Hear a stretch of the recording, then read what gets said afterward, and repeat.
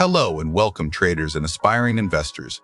I'm thrilled to have you here for this audiobook presentation of The Disciplined Trader, Developing Winning Attitudes by Mark Douglas, a classic in trading psychology that has transformed countless traders around the world. Now you might be wondering who should listen to this book. The answer is simple. Anyone who wants to master not just the markets, but their own mind. Whether you're a beginner struggling with fear and hesitation, an intermediate trader tired of inconsistency and emotional roller coasters, or even a seasoned professional aiming to take your performance to the next level, this book is for you. Mark Douglas dives deep into the mental and emotional battles traders face, the fear of losing, the temptation of revenge trading, the addiction to being right. He helps you understand that success in trading isn't just about strategy, it's about discipline, self-awareness, and emotional control. As Douglas famously says, trading is not about being right or wrong, it's a probability game. If you want to build the mindset of a consistently profitable trader, this book is your foundation. So grab your notebook, settle in, and get ready to rewire your beliefs, rebuild your discipline, and redefine your trading future. Let's begin The Disciplined Trader by Mark Douglas. Disciplined Trader, Developing Winning Attitudes by Mark Douglas. Foreword. My unique position in the financial community has allowed me the rare opportunity to talk to and question thousands of traders, brokers, and trading advisors since 1979. I am not a broker or a letter writer. I am the Chief Executive Officer of CompuTrack, a company that supplies technical analysis to stock and futures traders. I perceive my position as being neutral, one that allows people to open up and talk to me freely. I started trading for my own account in 1960 and very quickly became aware of the underlying psychological blocks to good trading and money management. This realization has been confirmed by all who have counseled with me. As a result, I sincerely feel that success in trading is 80% psychological and 20% one's methodology, be it fundamental or technical. For example, you can have a mediocre knowledge of fundamental and technical information, and if you are in psychological control, you can make money. Conversely, you may have a great system, one that you have tested and has performed well for a long period of time. Yet if the psychological control is not there, you will be the loser. Good trader knows from experience that over a period of time, he may engage in more losing trades than winning ones. But money management and a careful assay of the risks protected by realistic stops will keep the trader out of trouble and ensure that on the big moves, he will profit. Money management is composed of two essential elements: psychological management and risk management. Risk management stems from the psychological factors being truly understood by the trader and in place before risk is even considered. I would especially caution new traders and market participants that reading and passively analyzing your motivations are certainly a necessity, but the acid test comes with active trading under pressure. Start slowly. Question every trade. What motivated it? How was the trade managed? Was it successful? Why did you lose? Why? Write down your assessment and refer to your comments before making your next trade. At all major CompuTrack seminars, I try to have a workshop leader address the attendees on the psychological aspects of trading. The grim reaper who kills off your equity and disappears with your profits is not the mysterious and ubiquitous they, but a simple misguided you. Medea said just before she murdered her children, "I know what evil I'm about to do, but my irrational self is stronger than my resolution." If this sentiment reflects your mindset when you trade, then The Disciplined Trader is definitely the type of book you should be reading. What a pleasure to read this book. My own education cost me a lot the hard way. I can read myself into the pages. That's me. Mark has carefully fashioned his book into a comprehensive logical dialogue. It reads as if you are at his side and he is explaining it as a friend, which I know you will enjoy. You are fortunate because you are taking the time now, before you have made a serious mistake, I hope, to learn about yourself and to study your craft. The traders who take the time to reflect and practice will survive and possibly prosper. Timothy Slater, President, CompuTrack Software, Inc. Preface. The Disciplined Trader is a comprehensive guide to understanding the psychology of self-discipline and personal transformation needed to become a successful stock or futures trader. This book will serve as a step-by-step guide to adapting successfully to the unusual psychological characteristics of the trading world. I say adapting because most people venturing into the trading environment don't recognize it as being vastly different from the cultural environment in which they were brought up. Not recognizing these differences, they would have no way of knowing that many of the beliefs they acquired to enable them to function effectively in society will act as psychological barriers in the trading environment, making their success as traders extremely difficult to achieve. Reaching the level of success they desire as traders will require them to make at least some, if not many, changes in the ways they perceive market action. Unlike other social environments, the trading arena has many characteristics requiring a very high degree of self-control and self-trust from the trader who intends to function successfully within it. However, many of us lack this self-control, because as children we learned to function in a structured environment where our behavior was controlled by someone more powerful than ourselves, whose purpose was to manipulate our behavior to conform to society's expectations. Thus, we were forced by external forces to behave in certain ways through a system of rewards and punishments. As a reward, we would be given the freedom to express ourselves in some desired manner. As a punishment, we would either be prevented from getting what we wanted, causing emotional pain, or we were inflicted with various forms of corporal punishment, causing physical pain. As a result, the only form of behavior control that we typically learned for ourselves was based on the threat of pain, either emotional or physical, from someone or something we perceived as having more power than ourselves. And since we were forced to relinquish our personal power to other people, we naturally developed many of our traditional resources for success, the particular ways in which we learn to get what we want from the same mental framework. Accordingly, we learned that acquiring power to manipulate and force changes upon things outside of us was the only way to get what we wanted. One thing you will learn as a trader is that the mental resources you use to get what you want in your everyday life will not work in the trading environment. The power and control that are necessary to manipulate the markets, make them do what you want them to do, are beyond all but a handful of individuals. And the external constraints that exist in society to control your behavior don't exist in the market environment. The markets have absolutely no power or control over you, no expectation of your behavior, and no regard for your welfare. If in fact you can't control or manipulate the markets, and the markets have absolutely no power or control over you, then the responsibility for what you perceive and for your resulting behavior resides only in you. The one thing you can control is yourself. As a trader, you have the power either to give yourself money or to give your money to other traders. And the ways in which you choose to do this will be determined by a number of psychological factors that have little or nothing to do with the markets. And this will be so until you acquire some new skills and also learn how to adapt yourself to suit conditions as they exist in the market environment. To operate successfully in this environment, you will need to learn how to control yourself in ways that may be completely alien to you. You will also have to learn how to grant yourself the mental freedom to shift your perspective, to notice alternative possibilities, to getting what you want in the trading arena, regardless of your expectations of how you are going to get it. There are only a few traders who have come to the realization that they alone are completely responsible for the outcome of their actions. Even fewer are those who have accepted the psychological implications of that realization and know what to do about it. Rarely do any of us grow up learning how to operate in an arena that allows for complete freedom of creative expression, with no external structure to restrict it in any way. In the trading environment, you will have to make up your own rules and then have the discipline to abide by them. The problem is, price movement is fluid, always in motion, quite unlike the highly structured events that most of us are accustomed to. In the market environment, the decisions that confront you are as endless as the price movements you intend to take advantage of. You don't just have to decide to participate, you also have to decide when to enter, how long to stay in, and under what conditions to get out. There is no beginning, middle, or end, only what you create in your own mind. In addition to the negative psychological implications that accompany these decisions, you must be aware that even if you make the minimum financial commitment of one contract per trade, as in the futures market, there is an unlimited potential for profit as well as an unlimited potential for loss. From a psychological perspective, this means that each trade has the possibility of fulfilling your wildest dreams of financial independence and simultaneously presents you with the risk of losing everything you own.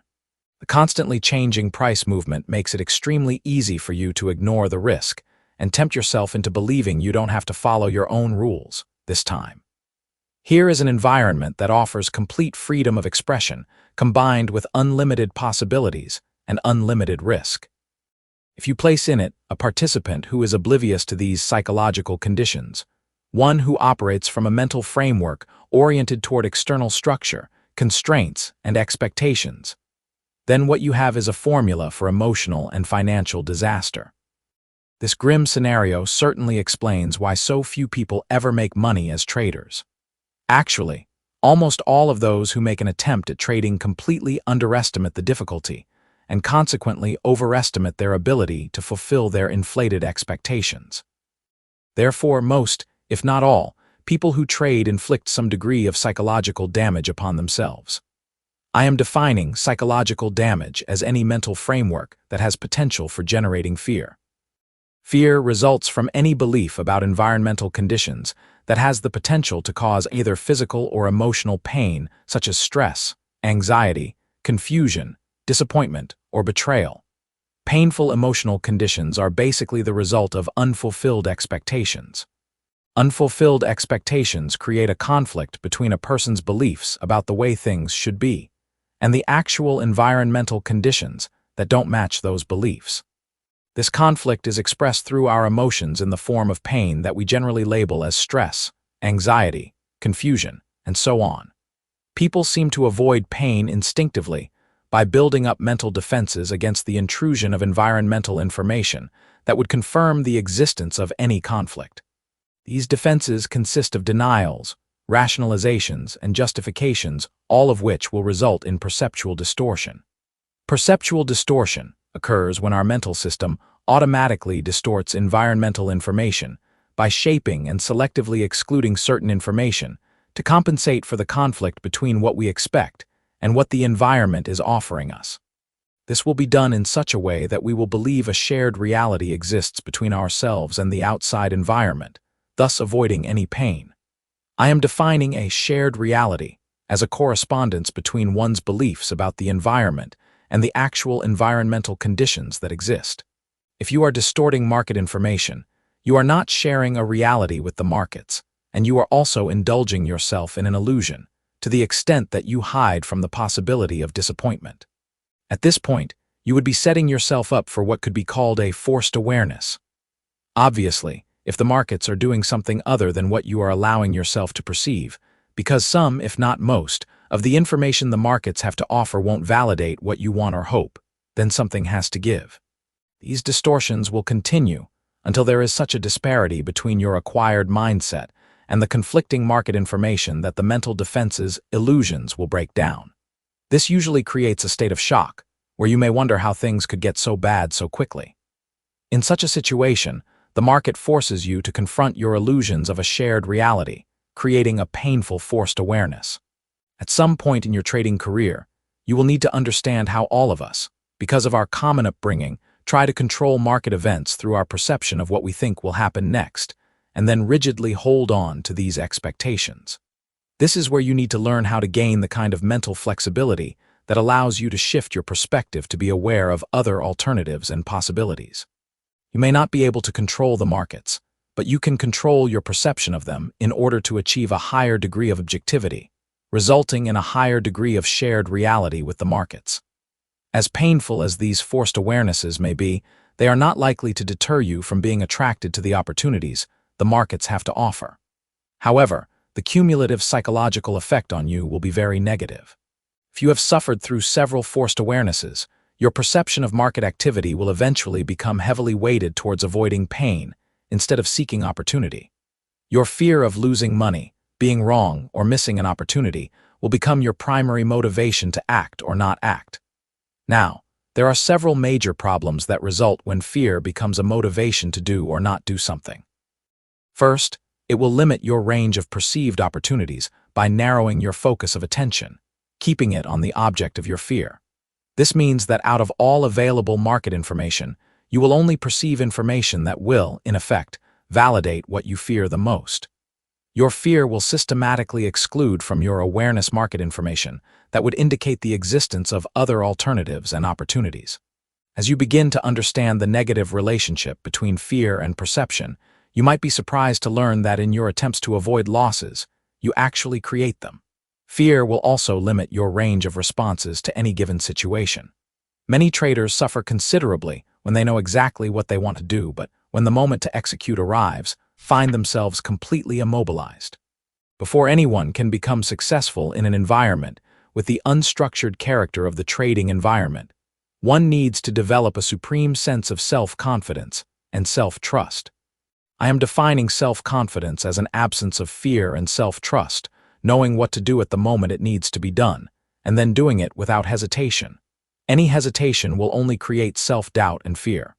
To whatever degree self-doubt exists as a state of mind, to that same degree you will feel fear, anxiety, and confusion. Negative experiences that result from trading in a state of fear, anxiety, and confusion will create or add to an already existing belief of inadequacy and powerlessness. Regardless of how hard any of us may try to hide from others what is going on, we obviously can't hide our results from ourselves if the market's behavior seems mysterious to you. It's because your own behavior is mysterious and unmanageable. You can't really determine what the market is likely to do next when you don't even know what you will do next, regardless of what you may perceive or want. The few successful traders who have, in some way, transcended these psychological obstacles have been generous with their one-line gems of trading wisdom. Learn to take a loss. Go with the flow. The trend is your friend. Cut your losses and let your profits run. To know the markets, you need to know yourself, and on and on. A disciplined trader fully explores, breaks down, and then organizes the psychological components of this advice into a step-by-step learning process. A process that takes you through the various stages necessary to orient yourself successfully to the trading environment. This book will explain to you what skills are necessary, why you need to understand them, and most important, how to go about learning them. This book is organized in 4 sections. The first consists of the first 2 chapters and serves as an introduction. The second consists of chapters 3 through 8 and defines the problems or challenges of becoming a successful trader. The third section consists of 6 chapters that will give you the basic insight you will need to identify what has to be changed in your mental environment and what you can do to change it. The fourth section consists of chapters 15 and 16, which put everything together into a unified framework to develop specific trading skills. You will learn how to observe market action from an objective perspective, determine where you need to limit yourself, and establish the steps you will need to take to expand those limitations in a productive and psychologically healthy way. Part 1, Introduction. Chapter 1, Why I Wrote This Book. Since I started working on this book in the summer of 1982, nearly every dimension of futures trading has exploded in growth. There are brand new exchanges, new contracts, more advisory and news services, an increasing variety of books and publications, and ever more sophisticated technical trading systems, most all of them with computer applications to make it easy to track the markets. However, even with this tremendous growth in services related to trading, one inescapable fact remains. There is still a very small group of sophisticated traders who take the greatest percentage of profits out of the markets, making well over 90% of all the other traders net loser year in and year out. In futures trading, for every dollar of profit gained by one trader, there has to be an equivalent dollar lost by another trader. If a few traders are consistently making money on a grand scale, then their profits have to be coming directly out of the pockets of the thousands of other traders who very faithfully contribute to their daily winnings. Some of these very successful traders are public figures, but most are only known in the Chicago or New York areas. Needless to say, everyone wants to know what they do and how they do it. There must be a difference between these two groups of traders, the small minority of winners and the vast majority of losers who want to know what the winners know. The difference is that the traders who can make money consistently on a weekly, monthly, and yearly basis approach trading from the perspective of a mental discipline. When asked for their secrets of success, they categorically state that they didn't achieve any measure of consistency in accumulating wealth from trading until they learned self-discipline, emotional control, and the ability to change their minds to flow with the markets. First, I want to point out that self-discipline, emotional control, and learning to change one's mind after making a commitment are all psychological issues that have nothing to do with news services, advisory services, new exchanges, or technical or fundamental trading systems, computerized or not. Second, from my trading experiences, observations, and research, I have discovered that all traders, both winners and losers, seem to share some very common experiences. Either in the beginning or at some point early in their trading career, all traders experience confusion, frustration, anxiety, and the pain of failure. The few traders who pass through this phase to accumulate wealth are those who eventually confront and work through some very difficult psychological issues about what it means to be a trader. And this process of realization and change normally takes several years, even for the best of them. If self-discipline and emotional control are the keys to success, they are also not necessarily traits any of us are born with. On the contrary, they are characteristics we acquire by learning certain mental skills. Acquiring these mental skills is often the result of a trial and error learning process that can be very costly financially and usually filled with emotional pain and suffering. The biggest problem with a trial and error approach in trading is that most people lose all their money before they get through the process. Other traders who have enough money to keep on trading never fully recover from the effects of the psychological trauma they have inflicted on themselves to ever learn how to trade successfully on a consistent basis. This leaves only a relatively small number of people who make it. All the great traders, both past and present, have found it very difficult to explain what it is they do, how they do it, and more important, the progression of steps they took to get where they got. Many would gladly share with others what they know about the market and its behavior, but not necessarily about their behavior as individuals. They would, however, often caution those who sought their wisdom to understand that all the market knowledge in the world won't do them any good until they learned what can be called self-discipline and emotional control, without necessarily being able to explain what they were. For instance, cut your losses short is great advice that is often given as an axiom of trading wisdom. But how do you explain to someone the steps needed to learn how to do that? Especially when he is interacting with an environment that is in perpetual motion and will always offer him the possibility that the market can come back and make him whole if he is in a losing trade.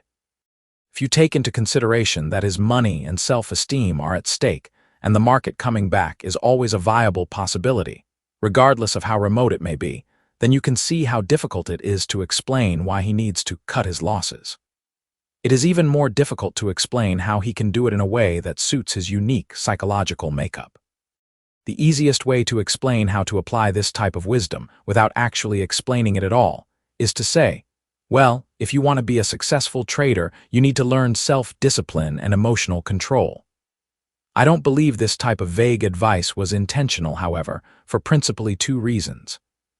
First, self-discipline and emotional control are abstract concepts that are not easily explained or understood. We all hear or read the words a lot, but ask anyone you know to define either of these concepts, and you'll probably get a blank stare. Second, today's successful traders started out their journey without maps, signposts, or guidelines, or the benefit of knowing exactly where they had to end up, from a psychological perspective, to accumulate their fortune. They had to explore the trading world through a means of self-reflection and readjustment that was very demanding and time-consuming. One could say they more or less stumbled through it, learning from each mistake, many small and others that were devastating both financially and emotionally. At some point, they probably realized that something about themselves had changed because the normal kind of market activity that once had a very negative emotional impact on them, like anger, stress, anxiety, and fear, just didn't have that same effect any longer. They must have gained some measure of confidence in themselves to respond appropriately to all possible market conditions, because there is a direct correlation between a person's level of confidence and the negative emotions mentioned. Confidence and fear are states of mind that are similar in nature, only separated by degree. As a person's level of confidence increases, his or her degree of confusion, anxiety, and fear dissipates proportionately. This confidence would naturally develop as people learn to trust themselves to do whatever needed to be done, without hesitation. As a result of this kind of self-trust, they would no longer need to fear the seemingly unpredictable and erratic behavior of the markets. However, The main point I am making here is that the process of change that took place was in the mental environment and psychological makeup of each individual trader. The markets didn't change. The tools that were used didn't change. The trader did. Now, when traders go through a transition in their personal development and learn a new skill on a trial and error basis, it is unlikely that they would keep a detailed record of the steps to that learning process, especially if that process was characterized by pain, anxiety, and frustration. Obviously, if someone doesn't know exactly how they acquired the skills they now have, then, naturally, it would be extremely difficult for them to explain to someone else how they got them. Besides, when it comes to trading, once someone is making the kind of money he had always dreamed of, there isn't much incentive to spend the time and energy necessary to break down these abstract skills into an effective learning process from which others can derive some benefit. Developing educational programs to explain how to become a successful trader requires a completely different set of skills from the skills necessary to be a trader. As will be explained in a moment, the learning process and the kind of personal transformation that was necessary to enable me to write this book was distinctly different from the kind of learning process I experienced as a trader to realize why a book like this needed to be written. One learning process was chosen, and the other was forced. What I mean by forced is, I had to lose my house, my car, and practically everything else I owned to learn some of the ways in which I needed to change my perspective to operate in the trading environment effectively. Losing all my possessions was a complete life-altering experience, an experience that taught me a lot about the nature of fear and the debilitating effects it has on a person's ability to trade effectively. The kind of insight I gained as a result of this experience is the type of learning process I call a forced awareness. This is where the nature and characteristics of the environment I was operating in were much different from what I believed they were, first out of ignorance, and because I put up mental defenses to block my perception of certain information. Eventually, I was forced by the markets to acknowledge many things about myself that I otherwise wouldn't consider. When all the external symbols that represented a major part of my identity were gone, I didn't have any other choice and was forced to perceive myself in new and different ways. These events occurred in March 1982. At the time, I was an account executive with Merrill Lynch Commodities at its Chicago Board of Trade office. Less than a year before, in June 1981, I moved from the suburbs of Detroit, where I was enjoying, at least financially, a very successful career in commercial property and casualty insurance. I left Michigan and success to move to Chicago and be a trader. I went to work for Merrill Lynch because I didn't have enough money to buy a seat at the Board of Trade or the Chicago Mercantile Exchange, and didn't know that you could lease seats at that time. I had an expensive apartment on the Gold Coast of Chicago and a Porsche. I was maintaining a house in an affluent suburb of Detroit that my girlfriend and her 2 daughters were living in, and I was driving or flying back and forth between the 2 cities almost every weekend to visit them. I was under extreme financial pressure to succeed because my lifestyle expenditures were far and away in excess of what I could afford. Unless I made it big as a trader, it would be very hard to reconcile some of the decisions I made to put myself in that kind of a situation. By the time I moved to Chicago, I had already been trading for over 2 years. Twice, before moving, I lost all my trading capital. Of course, I would quickly save up and start again. My brief periods of success and few winning trades were enough to justify that I continue trying. Once I was very close to making over $250,000 on a trade, but I pulled out of it just before the big move. This devastated me, but I also became completely hooked on trading and even more determined to be successful. From that experience, I decided to buy all the books I could get and attend all the seminars I could afford. Something stated in virtually all the books I read was that it is very difficult to learn how to trade or sustain any success if one is under a great deal of financial pressure. Meaning, don't expect to become a successful trader if you have limited trading capital, or if you are trading with money you can't afford to lose. I was obviously violating both these rules because I had very little trading capital relative to my lifestyle that I absolutely could not afford to lose. Also, I had a lot of other evidence that the odds were not exactly in my favor. I came to Chicago because I believed that if I could get close to the action and meet people who knew how to trade, I could then learn from them. I was in for a very rude awakening. I was at Merrill Lynch Commodities, its second largest commodity office, with 38 account executives. At first, I was shocked to find out only one of the account executives had any experience trading his own money. Then, I was further shocked to learn that none of these account executives had any customers who were making any money. In fact, the typical customer lost his original stake within an average of 4 months. My next major disappointment came when I began to meet and make friends with as many floor traders as possible, believing that if the guys up in the offices don't know how to make money, the floor traders certainly must. Again, I found the same conditions that existed up in the offices. Other than a handful of floor traders who had a reputation and a mystique that everyone seemed to be in awe of, I couldn't find one person who was making money consistently, who wasn't confused or knew what he wanted to do and then did it, without first having to ask everyone around him for confirmation that he was doing the right thing. I am not implying that I didn't meet traders who at some point in the day hadn't made money. They just couldn't keep it. I knew many traders who could make $2,000 or $3,000 the first couple of hours of trading, but they would always lose it back, plus more, a short time afterward. Everybody seemed to be suffering from the same kinds of problems and mistakes that nobody really recognized as problems. Obviously, the nature of the markets made it easy not to have to confront anything that otherwise might be perceived as a problem, because the next trade always had the possibility of making everything else in one's life seem irrelevant. Why deal with anything if the next trade can make you rich? All the traders I knew, including myself, were affected by this type of big trade mentality. In fact, my big trade mentality was so pervasive that I would refuse to take profits of $500 or $750 in many trades, even when I knew that's all there was to be made. This may sound absurd, but I wouldn't take profits of such small amounts, because, at that time, it felt as if the market was insulting me by offering such paltry sums compared to what I needed or expected. As my financial problems grew, so did my desperation. And I certainly wasn't comforted by anything I saw going on around me, but I still held on to the belief that I could trade out of these difficulties. That is until March 1982. By then it was all over. A mere 8 months after moving to Chicago to pursue my dreams of financial independence, I had nothing left except my job, apartment, clothes, a television, and a bed. Practically overnight, almost all the symbols that validated my identity were gone.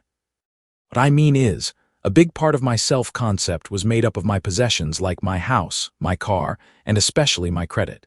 Maintaining flawless credit was something I had always been proud of.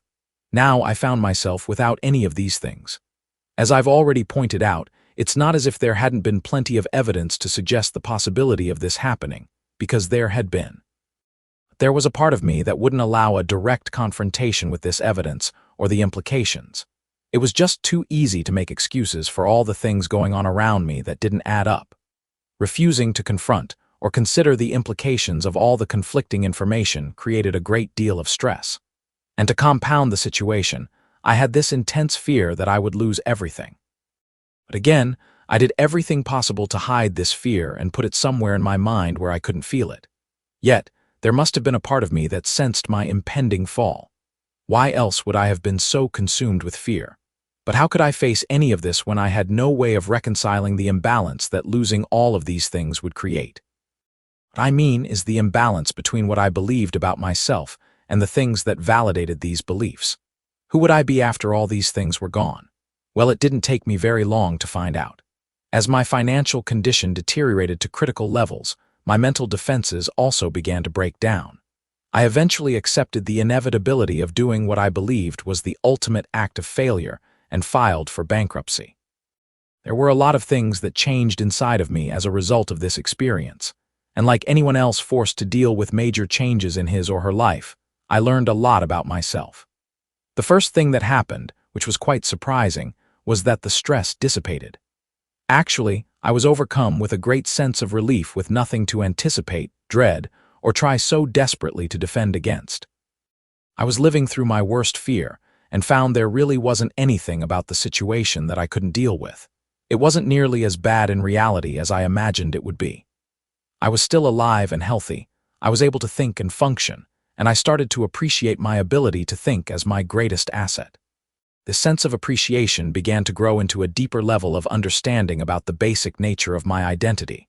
For the most part, I grew up believing that who I was consisted of the things that I owned. The more possessions I owned, the more of a person it made me. What I began to realize is that I was more than the things I had accumulated. When the facade was stripped away, it allowed me to sense this deeper dimension that, up to this point, I had only the slightest inkling of. These new awarenesses, in turn, helped me understand how being wrong and losing something didn't in any way diminish me as a person. I was beginning to learn that there was a certain freedom in granting myself permission to be wrong, and maybe there was no such thing as a failure, unless something positive and useful isn't learned from the experience. However, I didn't relate these personal experiences because I thought they were particularly unusual, except for one. Everyone knows there are many traders who lose everything they own, and even though some of them will come to the same kind of awarenesses about themselves, they wouldn't necessarily be able to do it as a trader, considering the financial requirements. I, too, was not in a financial position to keep on trading, except that I still had my job at Merrill Lynch. In fact, for me it was business as usual, as if nothing at all had happened. I certainly wasn't about to announce to my customers or anyone in the office that I had just filed for bankruptcy. My job as an account executive was one of the few things I had left, and as far as I was concerned, it depended on me being a good trader. This is the one key difference for me that ultimately led to the creation of this book. I was fortunate enough to be able to keep on trading, although not with my own money, while these major psychological changes were taking place, putting me in a unique position to examine and study the various ways in which the condition of my inner psychological environment affected what I experienced in the outer physical environment. This relationship between inner and outer isn't always that apparent, but in this situation, it was inescapable. I learned that the markets offer the trader an opportunity to profit from price movement, and these opportunities are basically in perpetual motion. It is an environment where the individual has the freedom to create his own results, unimpeded by many of the constraints that exist in everyday social life. These never-ending opportunities make the market a perfect mirror of the trader's attitude. What the trader sees in that movement, and what he can do about it, the markets have no control over. All the choices and all the power to turn these choices into experience reside in the mind of each trader. For example, if I perceived the market as a threat, afraid of what it might take away from me, it wasn't because the outside conditions were actually threatening me in some way. It became very apparent to me that my fear was a result of my inability to anticipate events or act in a way that most appropriately served my best interests. It was only the lack of trust I had in myself to do what needed to be done that I was really afraid of. Furthermore, I discovered that my mental framework was structured to avoid losses at all costs, and in my desperate attempts to do so, I actually created them. You can think of it this way: none of us has the mental capacity to be aware of everything going on in the environment at once. The environmental information we focus our attention on, out of all that exists, will be the information that has the most importance to us. As we allocate more and more of our attention to certain kinds of information, because of its importance, we are at the same time systematically excluding other types of information from our awareness. I created my losses instead of avoiding them simply because I was trying to avoid them. Instead of being positively focused on market information that would indicate the potential for opportunity, I was more concerned with information that validated what I feared the most. As a result, a great deal of market information pertaining to other possibilities and opportunities that existed in any given moment completely escaped my attention, passing me by. The only way I could have perceived these opportunities, other than after the fact, would have been to let go of whatever was causing me to divert my attention away from what was happening in the market. Now, I had no way of knowing what I was missing out on until my beliefs about the significance of losses and being wrong started changing. Once this shift in perspective occurred, I started to notice behavior characteristics of the market and relationships between those characteristics that I was otherwise totally oblivious to.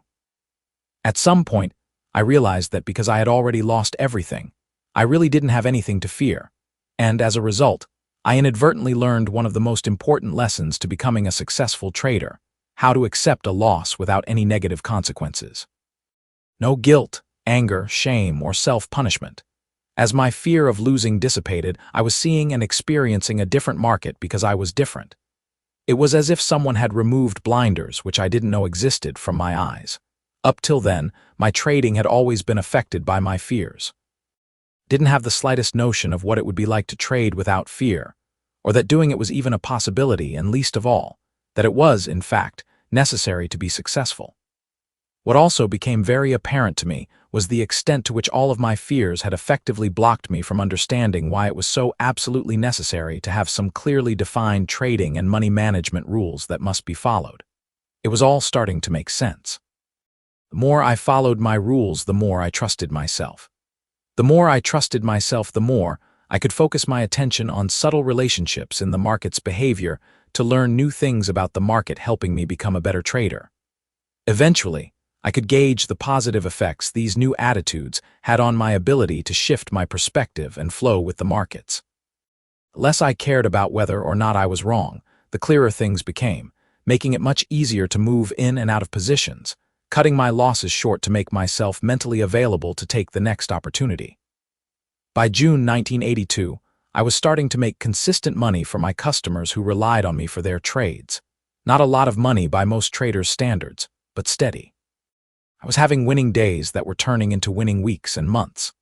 Then, sometime in August 1982, I thought of writing a book, or at the very least developing a seminar to explain to other traders what I had discovered for myself.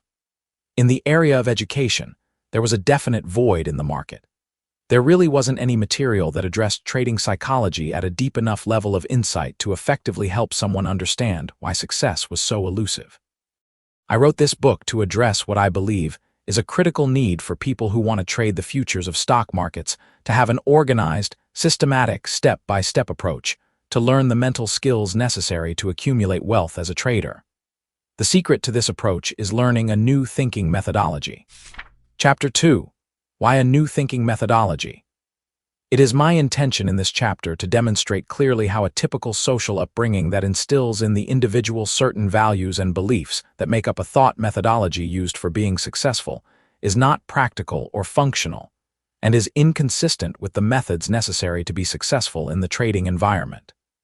Someone attempting to operate in the trading environment in all the familiar ways that would assure getting what they want will likely find themselves in a constant state of frustration, anxiety, and fear, wondering what is wrong or thinking something must be wrong with them. The irony is, of course, that on the surface, trading looks so simple, when in fact most people will find it to be the most difficult endeavor they ever undertake. Success will always seem so close, and yet always so elusive. And this frustration will continue until the trader adapts to the conditions that exist in the trading environment by learning a new thinking methodology, one that works most effectively in that environment, and not what he thinks will work based on his cultural and social upbringing. Perhaps many of you reading this book have heard about a seminar being offered where you can learn how to walk barefoot over a 20-foot bed of red-hot coals. People who developed the method to make it possible did so on the assumption that the achievements of people who do things very well and excel beyond what other members of the same culture of society would consider possible do so as the result of a specific way they think, a methodology in which their beliefs are in some way different from everyone else's. This methodology can be broken down into a system that can be learned and subsequently taught to others. The only difference between those who excel and those of mediocre achievement is that one group has learned a thinking methodology that has not occurred to the other. With this hypothesis, it is my understanding that the people who developed the program went to the South Pacific and sought out those who demonstrated an ability to walk over hot coals with their bare feet, without any physical damage whatsoever. Upon finding a few of these South Pacific firewalkers, the program developers proceeded to analyze their beliefs and attitudes so as to arrive at a thinking methodology they could teach in the United States. I'm sure I don't have to point out the physical and emotional implications of attempting to walk over a red-hot bed of coals with your bare feet. The fear generated over just the thought of doing it would normally be overwhelming. The potential physical damage to your feet, with the possibility of being crippled for the rest of your life, is quite real. And yet, as presented by several news organizations, both television and print, people from all walks of life involved in the seminar accomplished what we would universally agree to be a tremendous feat. They overcame their fear and walked 20 feet over a bed of hot coals. Now, I'm not going to have you fire walking the future's pit, but habits of thought die hard.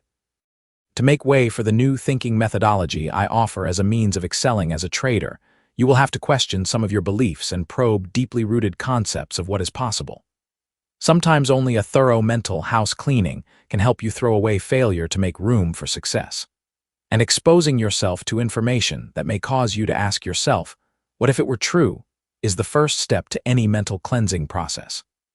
For many reasons, which will be explored in greater depth in Part Roman 2, it rarely, if ever, occurs to the beginning trader that the markets confront him with an environment that is categorically different from anything he is accustomed to or trained to deal with effectively by society.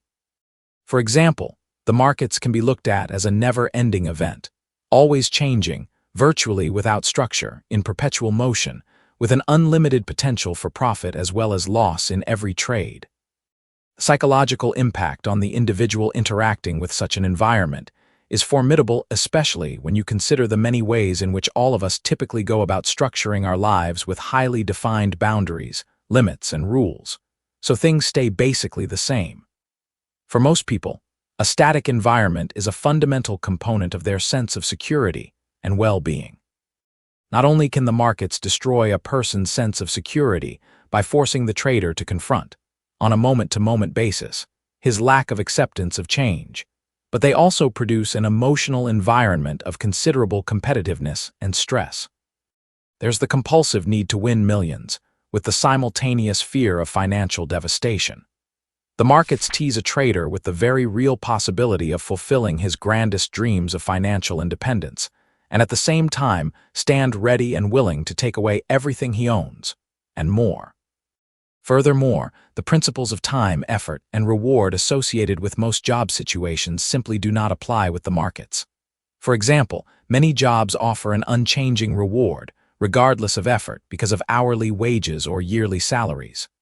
For a trader, effort can be irrelevant, and there is virtually no relationship between time and reward.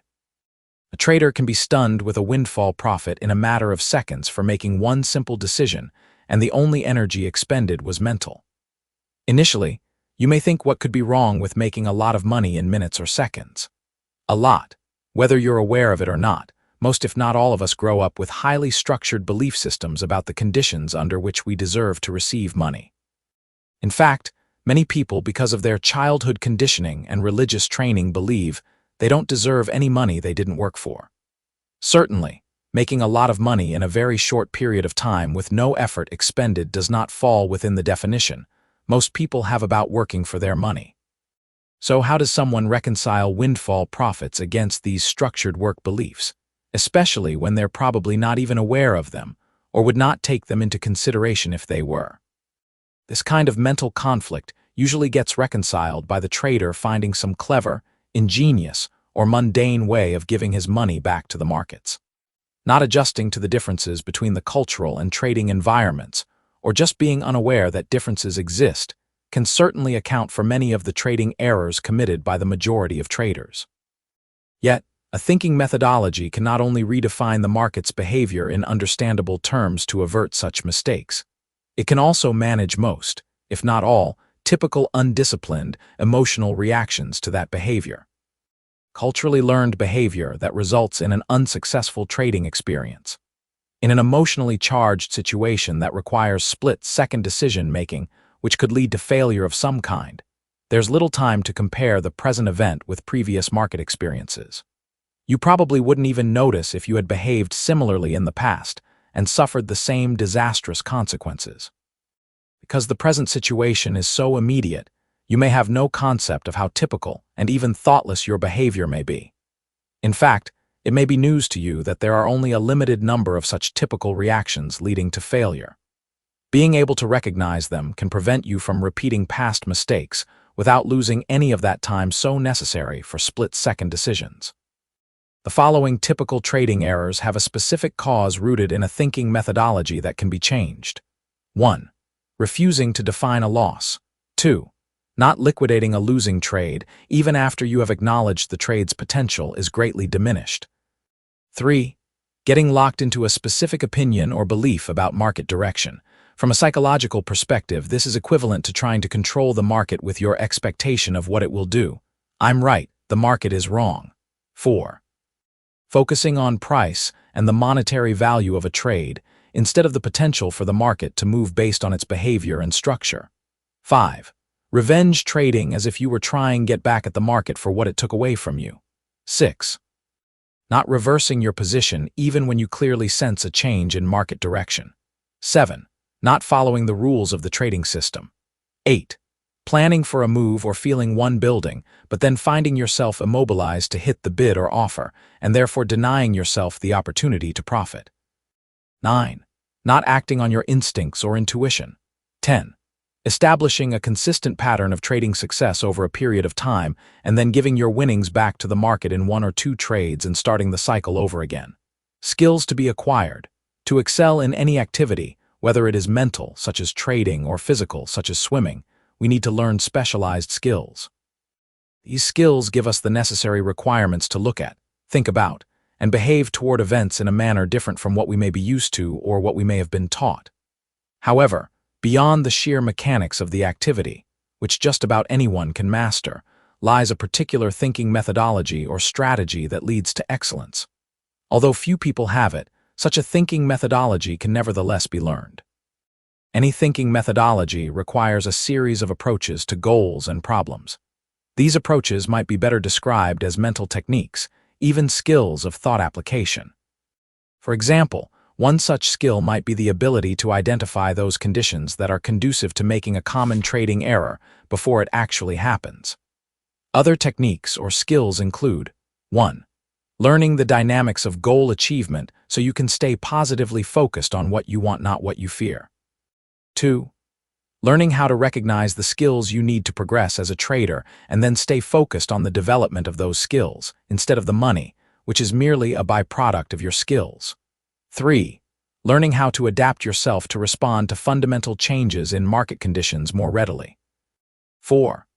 Identifying the amount of risk you are comfortable with, your risk comfort level, and then learn how to expand it in a way that is consistent with your ability to maintain an objective perspective of market activity. 5. Learning how to execute your trades immediately upon your perception of an opportunity. 6. Learning how to let the market tell you how much is enough, instead of assessing the potential from your personal value system of how much is enough. 7. Learning how to structure your beliefs to control your perception of market movement. 8. Learning how to achieve and maintain a state of objectivity. 9. Learning how to recognize true, intuitive information, and then learning how to act on it consistently. How is this different from a trading system? Trading systems give us a way to define, quantify, and categorize market behavior. Since the markets offer traders a seemingly infinite combination of behaviors, all with their corresponding opportunities and risks, it is easy to understand how our minds can become overwhelmed. Trading systems limit the scope of market behavior, and therefore make this activity a little easier for our minds to manage. Also give us direction and suggestions about what to do in a given market situation. Without them, traders could easily feel as if they are floating aimlessly in an endless sea of possibilities and opportunities with no land in sight. Since trading systems define opportunity and offer suggestions, following these suggestions can lead to the development of skills, even though, as suggestions, they merely point the way for your awareness to be directed. A true skill not only points the way, but almost automatically begins to direct awareness as well. And a thinking methodology controls the selection of which skills should be used and when. I do not offer a trading system in this book. It's more a means of interfacing a trading system with the mind's psychological structure. If a trading system provides awareness of market signals and suggests behaviors appropriate for any given market situation, then the thinking methodology I will share with you teaches skills and processes of skill application. Having the skills necessary to consciously manipulate one's psychological environment is essential for the trader who recognizes how ineffectual a trading system can suddenly become whenever a tense situation demands a split-second decision. Most everyone reading a book of this nature would consider himself as successful to one degree or another, either through trial and error, or the rigorous application of some proven formula, through which each has learned intentionally or not skills or methodologies of thought to achieve this success. In any case, We all have a natural tendency not only to want to achieve success in something, but also to apply the principles of success that work very well in one situation to practically everything else. Often doesn't occur to us that some environments may require very different psychological resources to achieve success. Suppose, for example, that you arbitrarily tried to apply a certain thought system of success to trading futures or stocks without first investigating the usefulness or validity of that system in relationship to the actual conditions as they exist in the markets. More than likely, you would be doomed to failure before you even started. Obviously, people don't consciously start trading with the belief that they don't have the right resources or that they're going to fail. In fact, it is just the opposite. Because most traders come from or still enjoy very successful careers outside of trading, they have a great deal of confidence in their ability to extend this success in the trading environment. This unfounded confidence, coupled with the way the markets distort a person's concept of reward in relationship to time and effort expended, will cause the trader to form some very unrealistic expectations about the kind of results he should achieve. Believing that trading is easy is the reason for the unrealistic expectations. And they are probably the single biggest reason why most traders never make it beyond the initial levels of development before they lose all their money. Starting out believing that trading is easy is a psychological trap that entices almost all traders. It isn't too difficult to understand why, when you examine the dynamics of the process of how we set up a standard of performance for ourselves by which to gauge our progress. There are 4 basic components that make up a person's standard of performance or expectations for results. First is our basic concept of time. Most people believe that it is limited, passing non-stop, and will eventually run out. Second is our concept of effort. Our supply of personal energy is not inexhaustible. It runs out, we tire, and we may even become ill if we don't rest properly. The third is our concept of expertise, the number of skills we have learned and our degree of proficiency in using these skills. It usually takes a great deal of time and energy to acquire expertise. Now, one of the primary ways we learn to value ourselves is based on our belief about how much work we do and the amount of time it takes to do it. Which brings us to the 4th component in the equation, reward. To determine the amount of reward we should receive, we will make an assessment about how hard or easy a job is by determining how much effort, personal energy, we will need to expend, and to assess how long the job will take using up our limited time, so we can then determine how much we should be compensated. It is like our own personal supply and demand formula for our time and energy.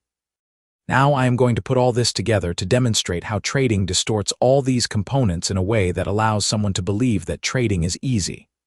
First, to function in the market environment requires very little if any physical effort, especially for the floor trader. Second, time is not a relevant factor because a trader can be stunned with thousands of dollars in profits in a matter of moments. Conceivably, you could put on a trade, never have the market go against your position, and be rewarded at levels far beyond your expectations of what is possible. A person can't help but make the association between the speed at which something like this could happen and how easy it must be because there was no physical effort required. Most people don't have to experience this personally to make the erroneous assumption that trading is easy. They will just naturally do it the first time they experience market action. They will assume that they would have been a buyer at some low point and held on to liquidate the trade for a profit.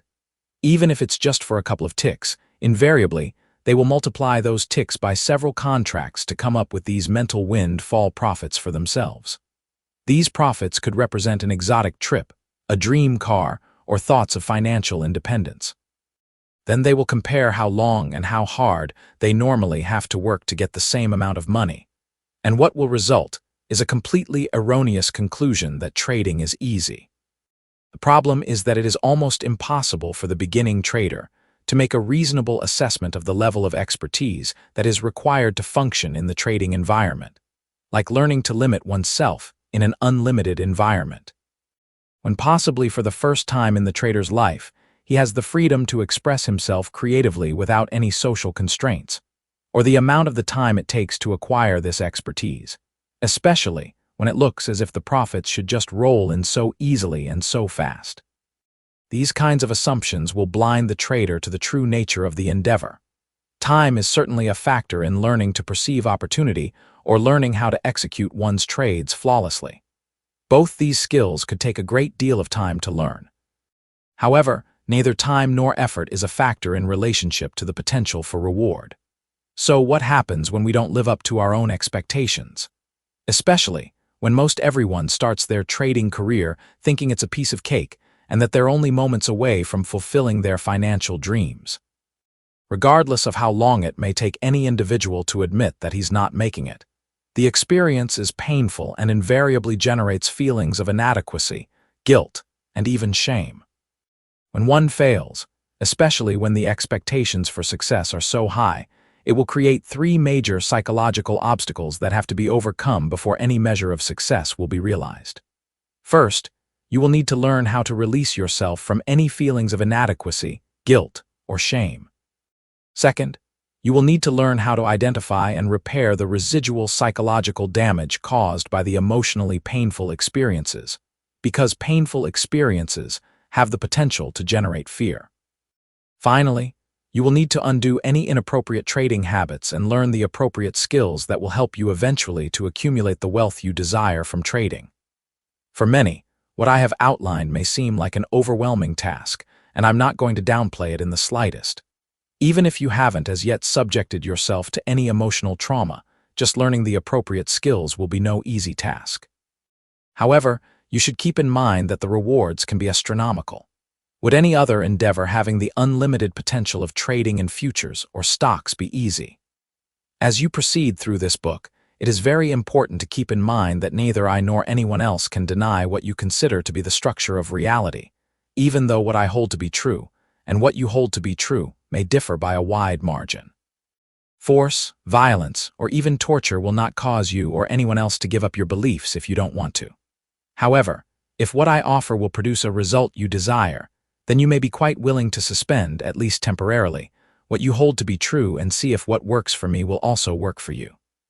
The firewalkers I mentioned earlier demonstrated how a thinking methodology could suspend their belief that walking on a bed of hot coals would severely damage their feet.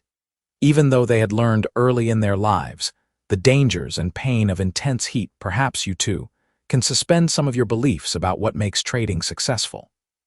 You could find out how your own early training, before you ever considered becoming a trader, may have produced contradictory attitudes and beliefs that cancel all good intentions and optimistic trading, and thus lead to failure.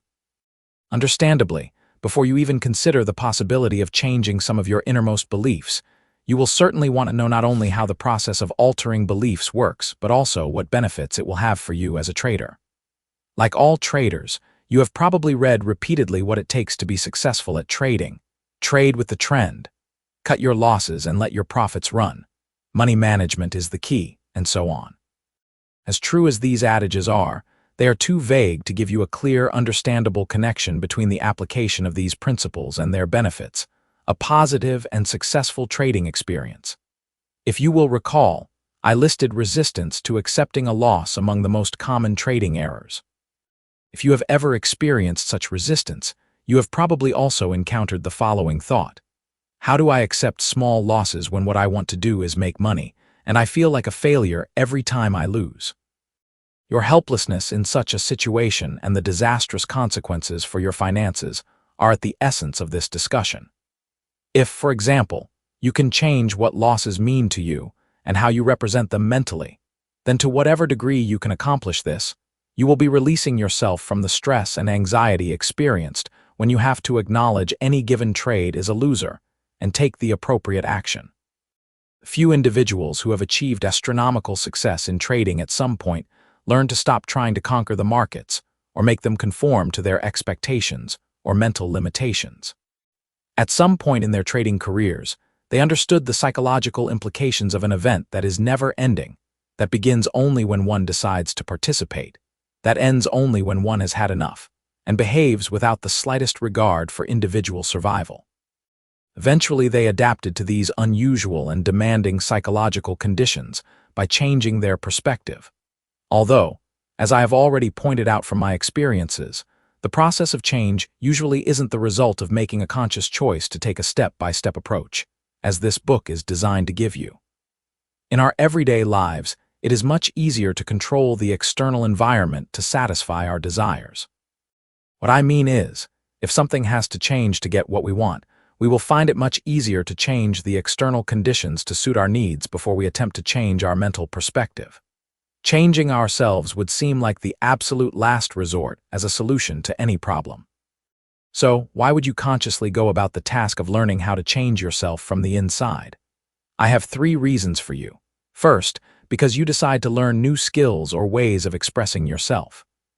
Second, because you may have any number of beliefs acting as resistance in the acquisition of the new skills you are attempting to learn. The third I will get to in a moment. Right now, I want to give you an example to illustrate these first 2 points. A client of mine lost an uncle that he was very close to while he was still a child. His uncle was very much of a father figure to him, where his own father was not. The uncle died of a heart attack at a young age while doing some very strenuous exercise. Because of this experience, my client grew up believing he would also die of a heart attack if he exercised too strenuously. What would have been just normal heart pounding to anyone else after working up a sweat, he would perceive as the beginning of a heart attack. He would start to hyperventilate and stop doing whatever he was doing. Obviously, his belief about dying was very limiting. As a result, he never participated in any sports as a child or well into his adult life. Well, by the time he was in his late 30s, he decided that he was not going to die prematurely of a heart attack like his uncle. Actually, he didn't make this decision until after he passed the age in which his uncle had died. His uncle's age at the time of his death was the age at which my client thought that he would also die. When it didn't happen, he gave up the whole notion. Deciding to build up his stamina, he asked me for some tips on how to become a runner, since he knew I had been running for years. In a sense, running was a new skill for him and definitely a new way of expressing himself. So we went running together. Of course, what he found out was that he couldn't run. Not that he couldn't take the steps in the fashion of a runner. It is just that every time his heart rate started to climb, he would stop dead in his tracks, even though his intent was to keep on going. His beliefs about dying from exercise still had a great deal of power in his mental environment. This belief acted as resistance, working against his conscious intent to run. Consciously, he was giving his body instructions to keep on going. His conflicting belief, however, was saying, "No way, pal, you're staying right here until your heart rate goes down." In this situation, it was very easy to determine what component of his mental system had more power over his behavior. The third reason why you would want to learn to change from the inside instead of forcing the environment to conform to your psychological makeup relates strictly to trading. The markets are just too big for one person or even a group of individuals to prevail for long. That is, if you don't have the financial power to move prices in your direction, then you are going to have to learn how to flow with and constantly adapt to the outer conditions. The choice is you can either adapt or continue to experience some very painful lessons. A quick hint: the intensity of your emotional discomfort and pain you experience as a trader is an excellent indication of how much you will have to change to trade without fear and be consistently successful. You might ask, why consider the market from a psychological perspective at all? Doesn't the market behave as it does regardless of what a single individual thinks or feels about it? My answer is this: the market behaves as it does because of the interactions of hundreds of thousands of people. And since all these individuals are members of the human race, regardless of national origin, religious conviction, or what have you, they will all have one thing in common: the psychological structure of the human mind. This psychological structure behaves in certain highly predictable ways whenever it encounters stress or split-second decisions. In the market, the fear of losing one's fortune is every bit as intense as the fear of losing one's life from an attack by a wild animal. However, even though we all participate collectively, the market is not the same for all of us. Every move the market makes has a different meaning and impact on each of us as individuals. And every trader's experience of this movement is the result of his individual mental process of inputting environmental information, perception, and all the unique internal psychological factors that affect his behavior. So, even though 2 or more traders can agree on what the current price is, they will not be sharing the same experience of how that price is impacting them personally. The meaning you place on any particular price change is the result of your beliefs. As a trader, you constantly have to define what is high and what is low relative to your beliefs about the future. That is the only way you can make money: buy low and sell it back at a higher price in the future, or sell high and buy it back at a lower price in the future.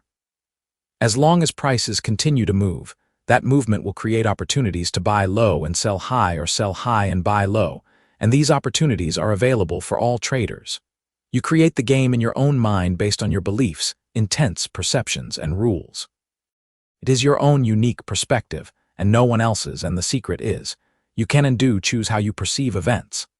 Even if you are not aware of exactly how to control and change your perception to make other choices available to yourself, you are still choosing, even if it is out of ignorance. Until you learn the appropriate skills, your success as a trader will be determined by a number of psychological factors that often have little or nothing to do with the markets. Unsuccessful traders. There are many reasons why traders are not successful. These reasons can be broken down into 3 broad categories. Lack of skills. The trader is generally not aware that the trading environment is different from all other environments. Trading has the appearance of something that should be easy to do, coupled with the possibility of making vast amounts of money in a relatively short period of time. The trader will thus create some inflated expectations of success. Adherence to these inflated expectations without the appropriate skills equals disappointment, which equals pain, which equals psychological damage, which equals fear. Fear diminishes the trader's ability to be objective, execute his trades, or learn about the fundamental nature of the markets. Of course, it is possible to make money without the appropriate skills. However, without these skills, the trader will invariably lose what he made back to the markets plus more. The result is disappointment, pain, psychological damage, and fear. People generally don't know how to repair psychological damage, and as a result, don't know how to release themselves from their fear. To compensate, we learn some very sophisticated ways of covering our fear up. In society, we can get by and even be successful with a facade of confidence because people will generally support each other's illusions about themselves. The market, however, has no vested interest in supporting anyone's illusions about himself. If a trader is feeling fearful, he can try to cover it up all he wants, but his trading results will readily reflect his true feelings. Limiting beliefs. Most people have a whole assortment of beliefs that argue against their success as a trader. Some of these beliefs you may be consciously aware of, most of them you may not be aware of. In any case, you cannot negate their significance in how they will determine and affect your behavior as a trader.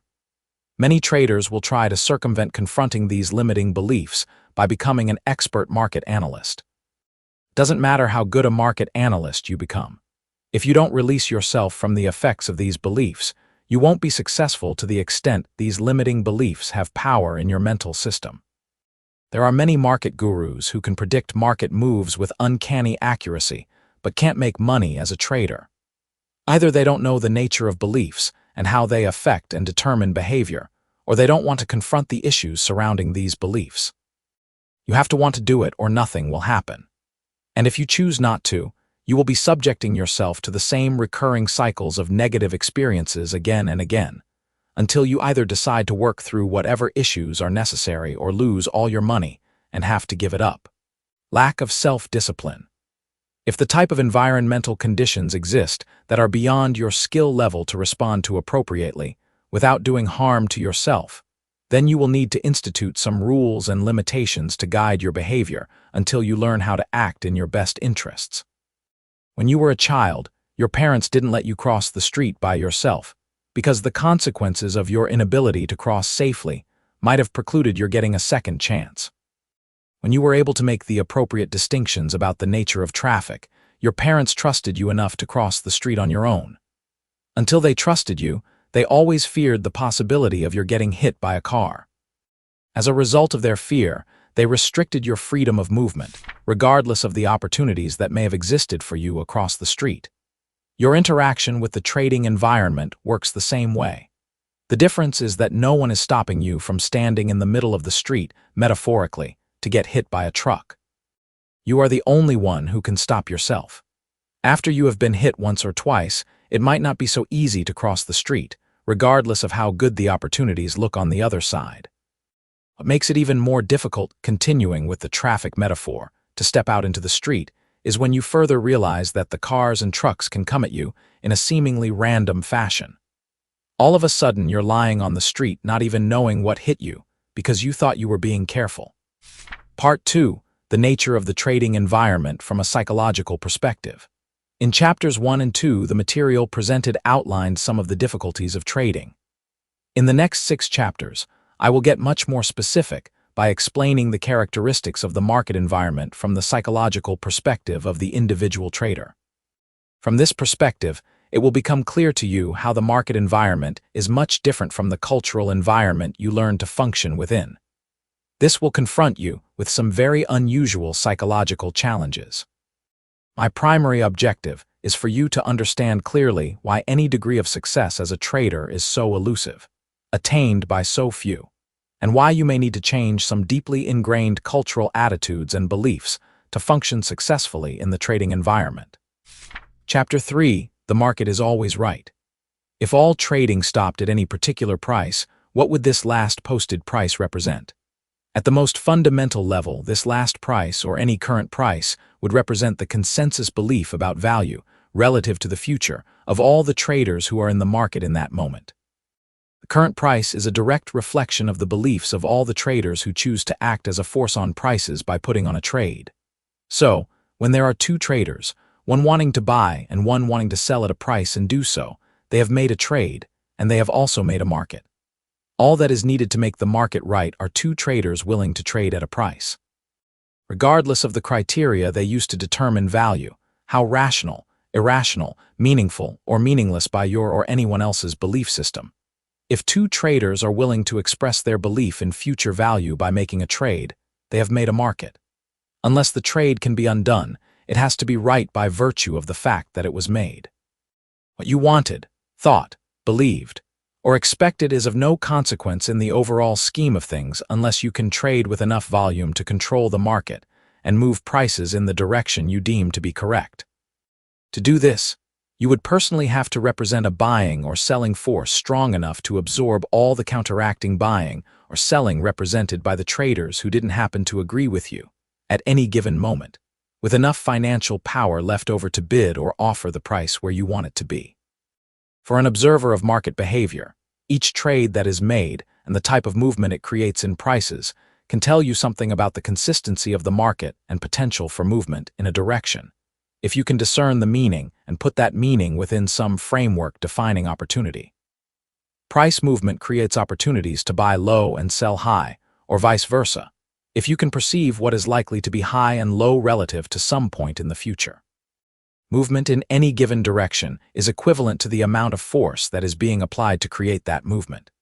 For example, if prices penetrated all-time lows, the fact that you may have believed that they would not do it is meaningless, unless you can personally trade with enough volume to move the price back above the old low.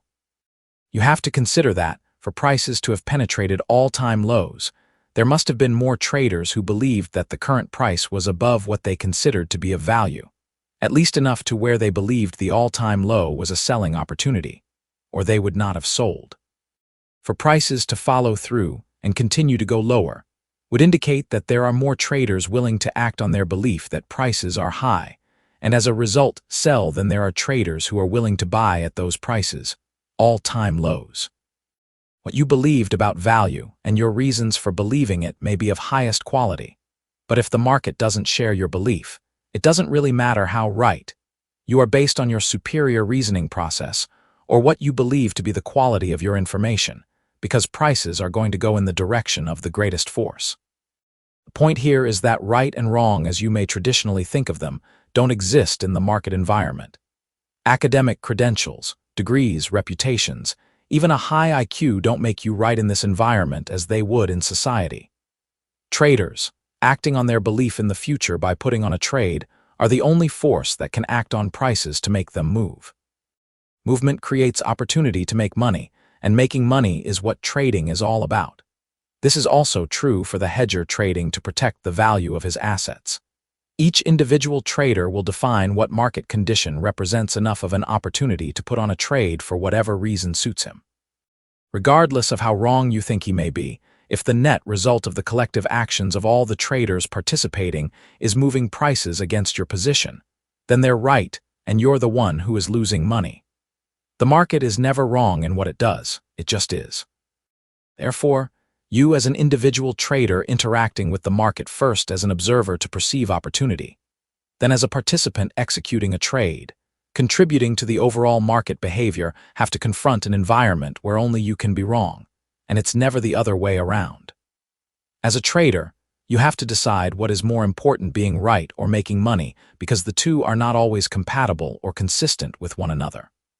Chapter 4. There is unlimited potential for profit and loss. The most effective manner to illustrate the unlimitedness of the market environment is to compare it to gambling.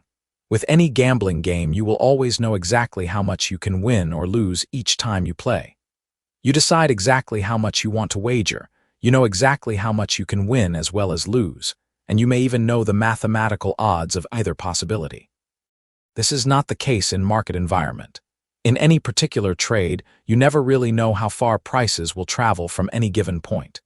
If you never really know where the market may stop, it is very easy to believe there are no limits to how much you can make on any given trade.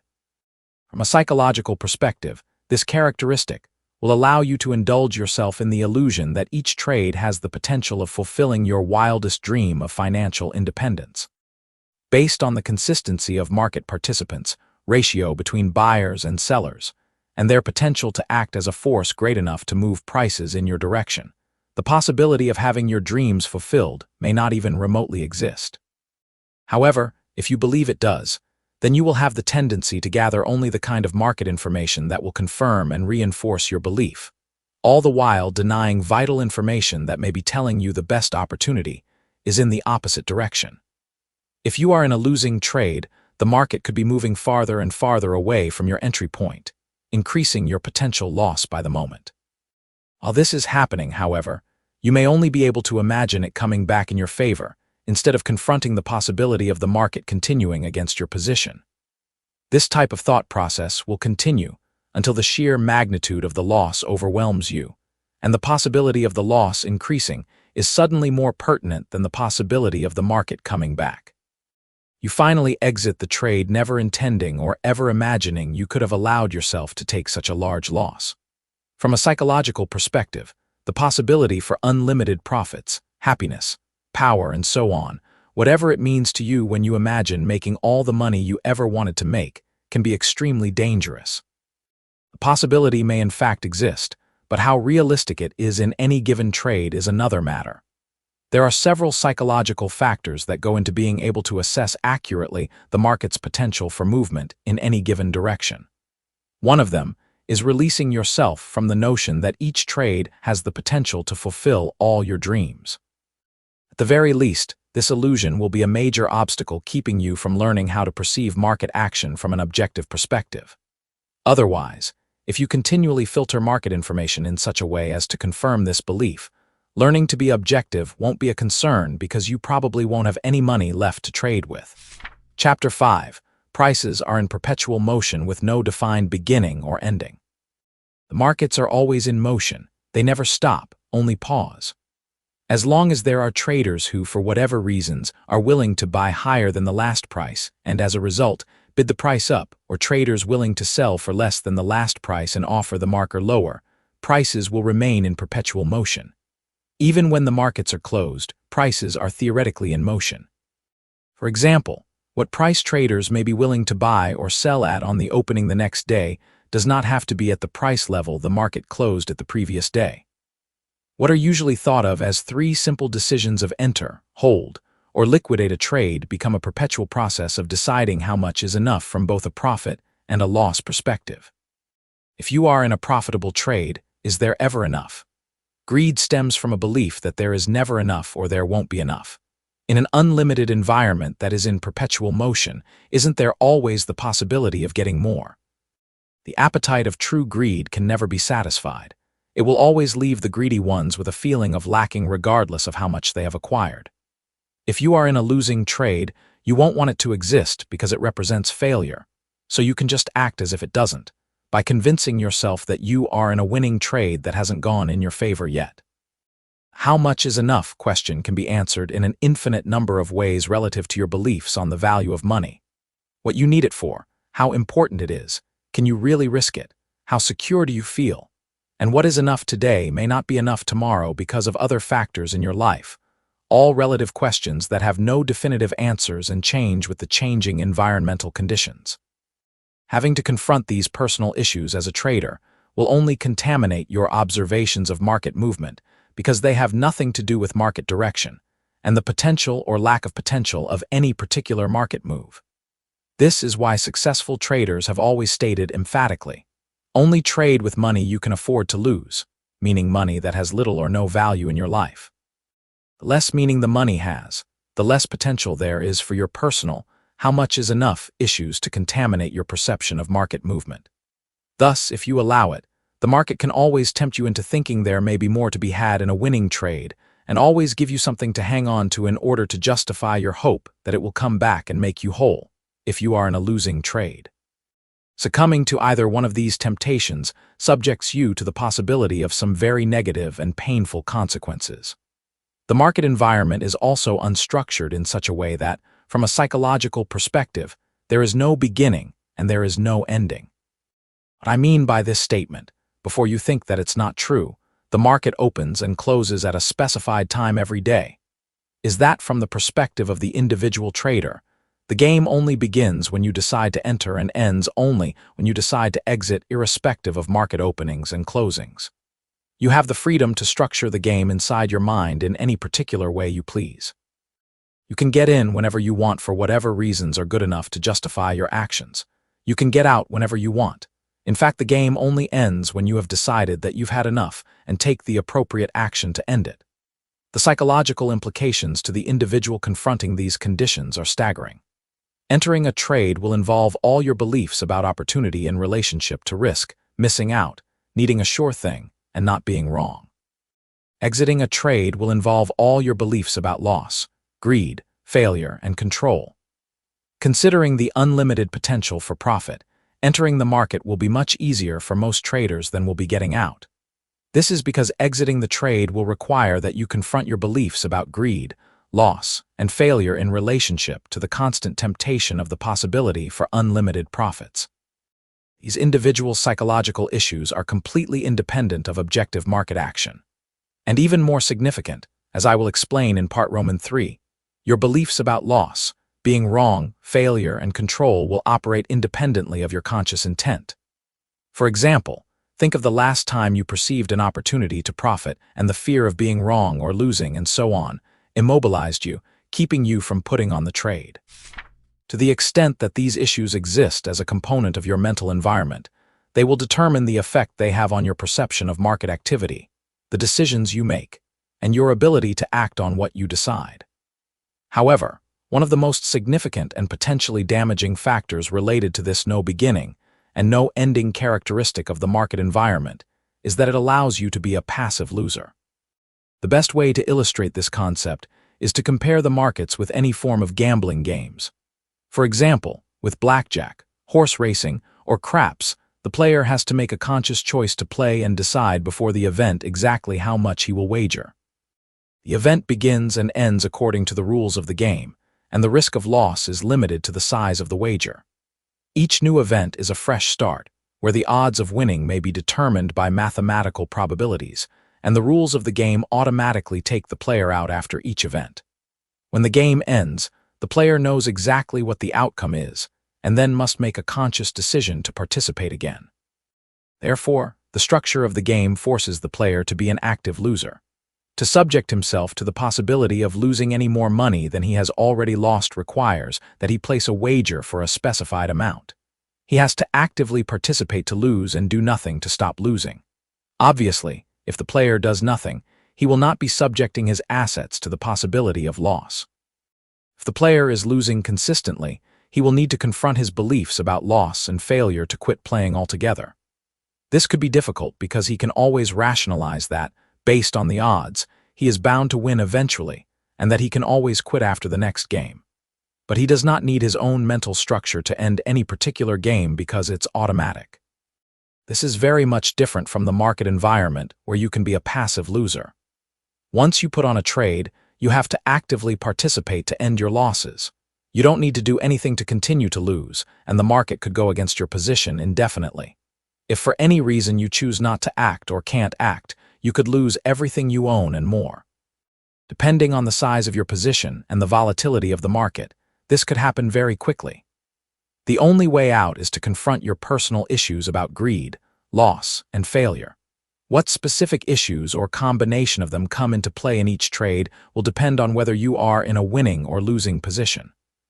Since all of us seem instinctively to avoid confronting any issue that could cause pain, such as getting out of a winning trade too soon or having to admit we were wrong to get out of a loser, the easiest way out of a situation like this is to convince ourselves, indulge ourselves in the illusion we are in a winning trade that will never end, or gather all the evidence possible to suggest that we really aren't in a losing trade.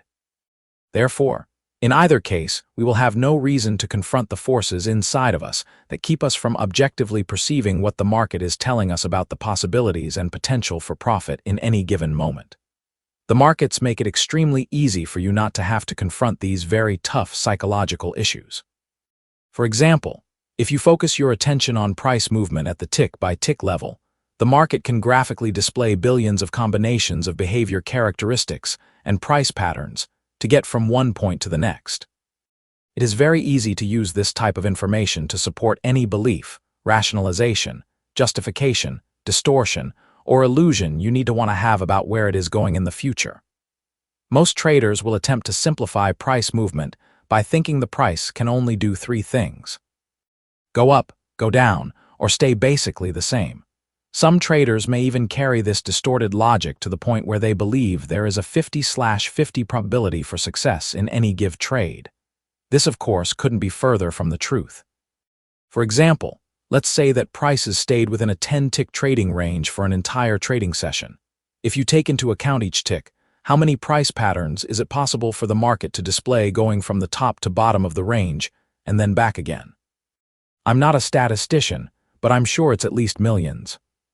To illustrate this a little further, if point is the bottom of the range, prices could have changed up 1 tick, down 2, up 1, down 3, up 2, down 1, up 1, down 2, up 3, down 1, up 2, down 1, up 1, down 1, up 2, down 1, up 3, down 1, up 2, down 1, up 3, down 1, up 1, down 1, up 2, down 1, up 3 to point B, 10 ticks up from point A. This is obviously a very shortened version of the way prices usually move, but it does represent one pattern out of millions of possible pattern combinations, and each pattern you identify can repeat itself at some point in the future. If you are a buyer at point A, what are the odds the price will stay above your entry point? What are the odds that the price will be above or significantly above your entry point tomorrow or the next day, without having gone below your entry point first, by 2 ticks, 5 ticks, or 10 ticks, before it goes back up again above your entry point? Once prices go below your entry point, what are the odds they never go above your entry point? What are the odds they never go below?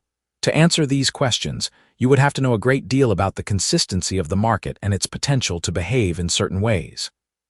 In any case, relative to most traders' emotional disposition to deal with this kind of movement, and within the context that most people think of as 50/50 odds, it definitely doesn't apply in the markets. To illustrate another point, if you got short halfway between points A and B, which ticks would you have the tendency to place greater weight on in terms of market information? The down ticks naturally. They confirm what you believe, and the up ticks don't yet, each in relationship to one another, can tell you something about the consistency of the market and its potential to move in any given direction. How can you begin to assess that potential accurately if you place a greater significance specifically on the information that confirms what you want or believe? In fact, you would be using the information to suit your hopes, dreams, wishes, and desires instead of perceiving it in a manner to assess the market's actual potential to do any of the foregoing. Thus, what you have in the market environment is a deadly combination of the market forcing you to confront difficult personal issues to survive. An event that produces information in a wide variety of forms that can be used to support any illusion, distortion, or expectation, therefore, making it easy to avoid confronting these potentially painful issues. Furthermore, The event continues on until you come to terms with whatever is inside of you to end it. Unless your brokerage firm liquidates your position, you are the only one who can make it stop. Among many other factors, to become a consistently successful trader, your objective has to be to learn how to let the market tell you what it may do next and how much is enough. This is extremely difficult when you consider there is absolutely no relationship between what the market may do next and your personal belief system on what it means to lose, what it means to be wrong, greed, fear founded in a belief there will never be enough, and revenge. I can anticipate a lot of readers saying to themselves, I can understand the loss, being wrong, and greed issues, but where does revenge come into this? This can best be illustrated by going back to the gambling game example. In a gambling game, you can only lose what you decide to risk. You bet the money, and it's difficult not to accept the responsibility for any losses. As a trader, however, you could easily lose far more than you intended to risk, based on your inability to perceive the possible or your inability to execute a trade to get out of your position, or a combination of both. You may have been willing to take responsibility for what you originally intended to risk on a trade, although most traders are not willing to take this responsibility, which I will demonstrate further on. However, it might not be so easy to take responsibility for losing more than what you intended to risk. This is where the revenge factor comes into play. If you don't take responsibility for what you lost, then who or what can you blame? The markets, of course. The markets took your money. If the markets took from you more than you originally intended to risk, then you will likely feel compelled to get it back. For example, is a 10-tick profit enough in the trade you are currently in if you lost 20 in the last trade? The market may be giving the objective observer a very clear indication that where the price is now all that is left in the move, and the highest probability for success is to take profits now. If you lost 20 ticks in the last trade, and you only intended to risk 5 and the market is now offering you 10, are you going to take it? If you believe in getting back, 10 won't be enough regardless of what the market is doing or telling you. You will need at least 15 and preferably 20 to make you whole. Your last trade obviously has nothing to do with the potential that exists in the market at any given moment. When you feel compelled to get back, it puts you in an adversary relationship with the market. The market becomes your opponent. It is you against it, instead of being in harmony with it. The market can't take anything away from you that you don't allow. If you lost money or lost more than you intended to risk, you gave your money to other traders. Ultimately, however, revenge creates an adversary relationship with yourself. If you're the one who gives your money to the market, you are also the one who gives yourself money out of the market. If you are angry with yourself for letting the last trade get so out of hand, whatever the market is offering you, now, in terms of an opportunity, won't be enough. From a psychological perspective, you won't take the opportunity for a profit or otherwise because you haven't accepted the last trade as being all right. In effect, you will be denying yourself the current or next opportunity to punish yourself for the past mistake. In reality, you can't get back at the market, and a belief in revenge only allows you to get back at yourself. There is a direct correlation between your ability to let the market tell you what it is likely to do next and the degree to which you have released yourself from the negative effects of any beliefs about losing, being wrong, and revenge on the markets. Not being aware of this relationship, most traders will continue to observe the market from a contaminated perspective until they either make the association through trial and error or become aware of this relationship through a book such as this.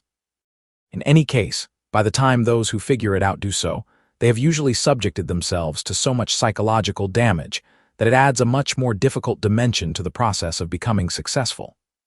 This is the principal reason why this book had to address the areas of personal transformation in such depth.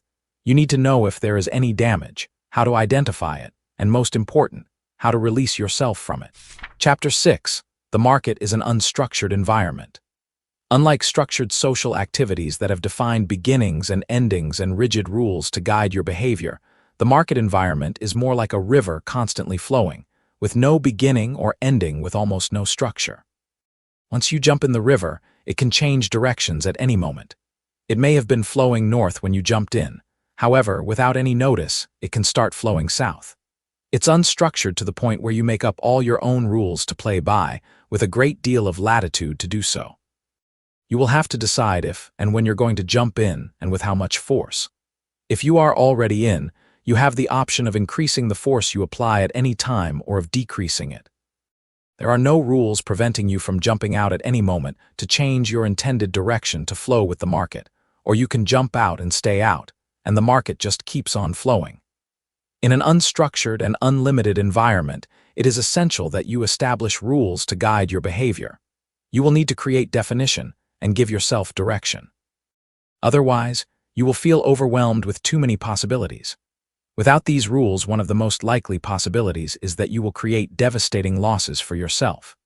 The big psychological problem here is, if you make up and have to play by your own rules, you also have to take total and complete responsibility for your actions as well as the outcome of your actions.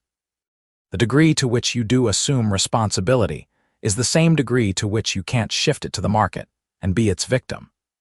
The typical trader will do most anything to avoid creating definition and rules because he does not want to take responsibility for the results of his trading. If he knows exactly what he is going to do and under what conditions, then he would have something by which to measure his performance, thus making himself accountable to himself.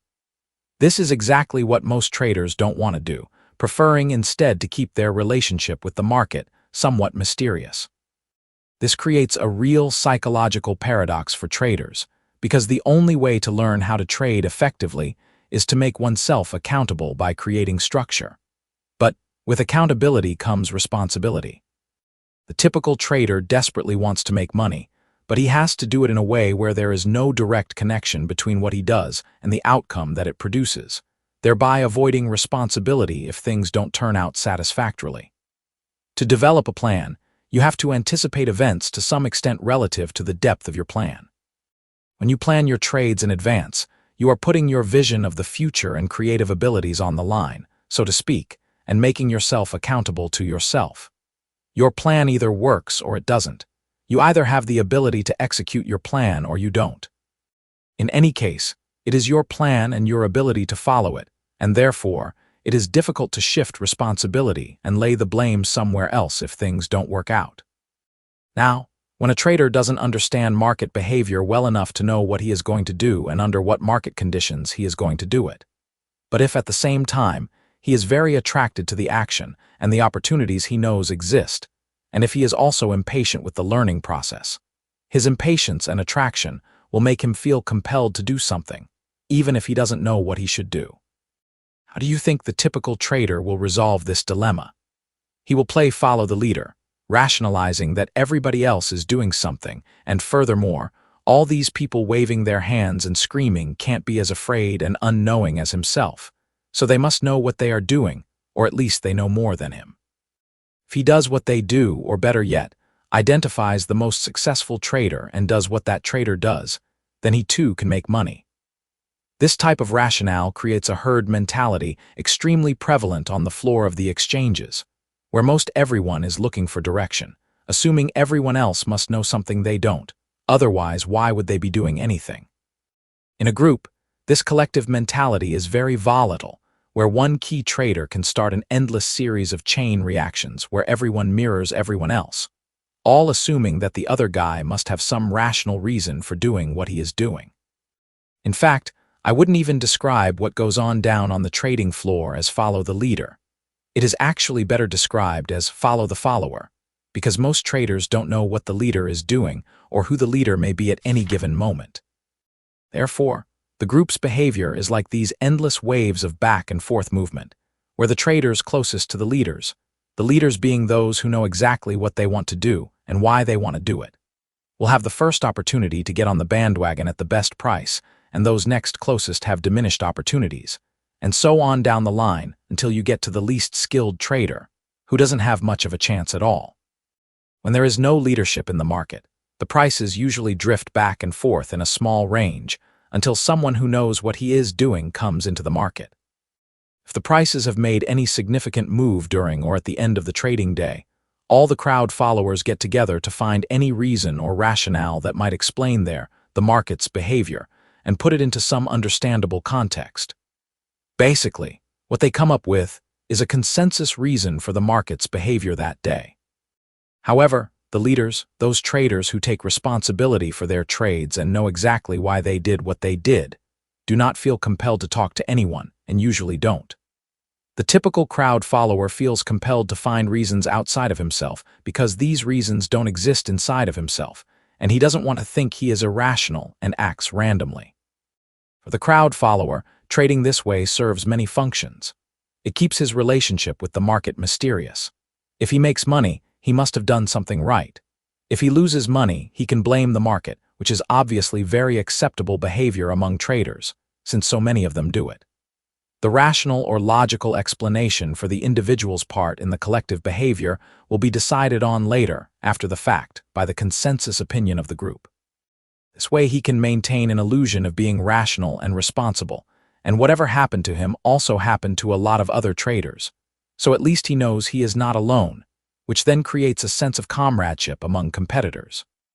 Outside of the world of trading, most people think that traders are rugged individualists, associating them with the characteristics of the entrepreneurial types, like being decisive and persevering. Most outside people would be shocked to learn that, except for a small minority of successful traders, the rest fall into a group that, at any given moment, have no idea about what they are going to do next or know why they are even doing what they are doing. If you ask them to tell you specifically how they make money or lose money, they couldn't tell you. In addition, as a group, traders, except for the leaders, are indecisive and impatient to an extreme. It isn't too difficult to determine why, if you consider that under normal conditions, the frame of mind of the average trader is one notch away from unrestrained terror. Getting organized and creating structure is one obvious solution to the many psychological problems the typical trader heaps on himself. But that would also force him to cross that psychological boundary line into the realm of accountability and responsibility. Besides the outright refusal to plan trades, most traders go to great lengths to put as much psychological distance as possible between what they do and the outcome of their actions. I know many traders who can do extremely good market analysis on their own, but still seek opinions of other traders on what to do, and then take those trades instead of their own, simply because they don't want to take responsibility if the trade doesn't work out. And more often than not, sticking with their own analysis would have produced far better results. There are many floor traders who trade hundreds of contracts a day, and although they have to record each trade on a trading card, they will not keep an accurate account of their net trading position, claiming they get too busy or that they added wrong. At the end of the day, they count their cards with intense anxiety, hoping or praying to whatever unseen forces that they are flat, not carrying a net long or short position.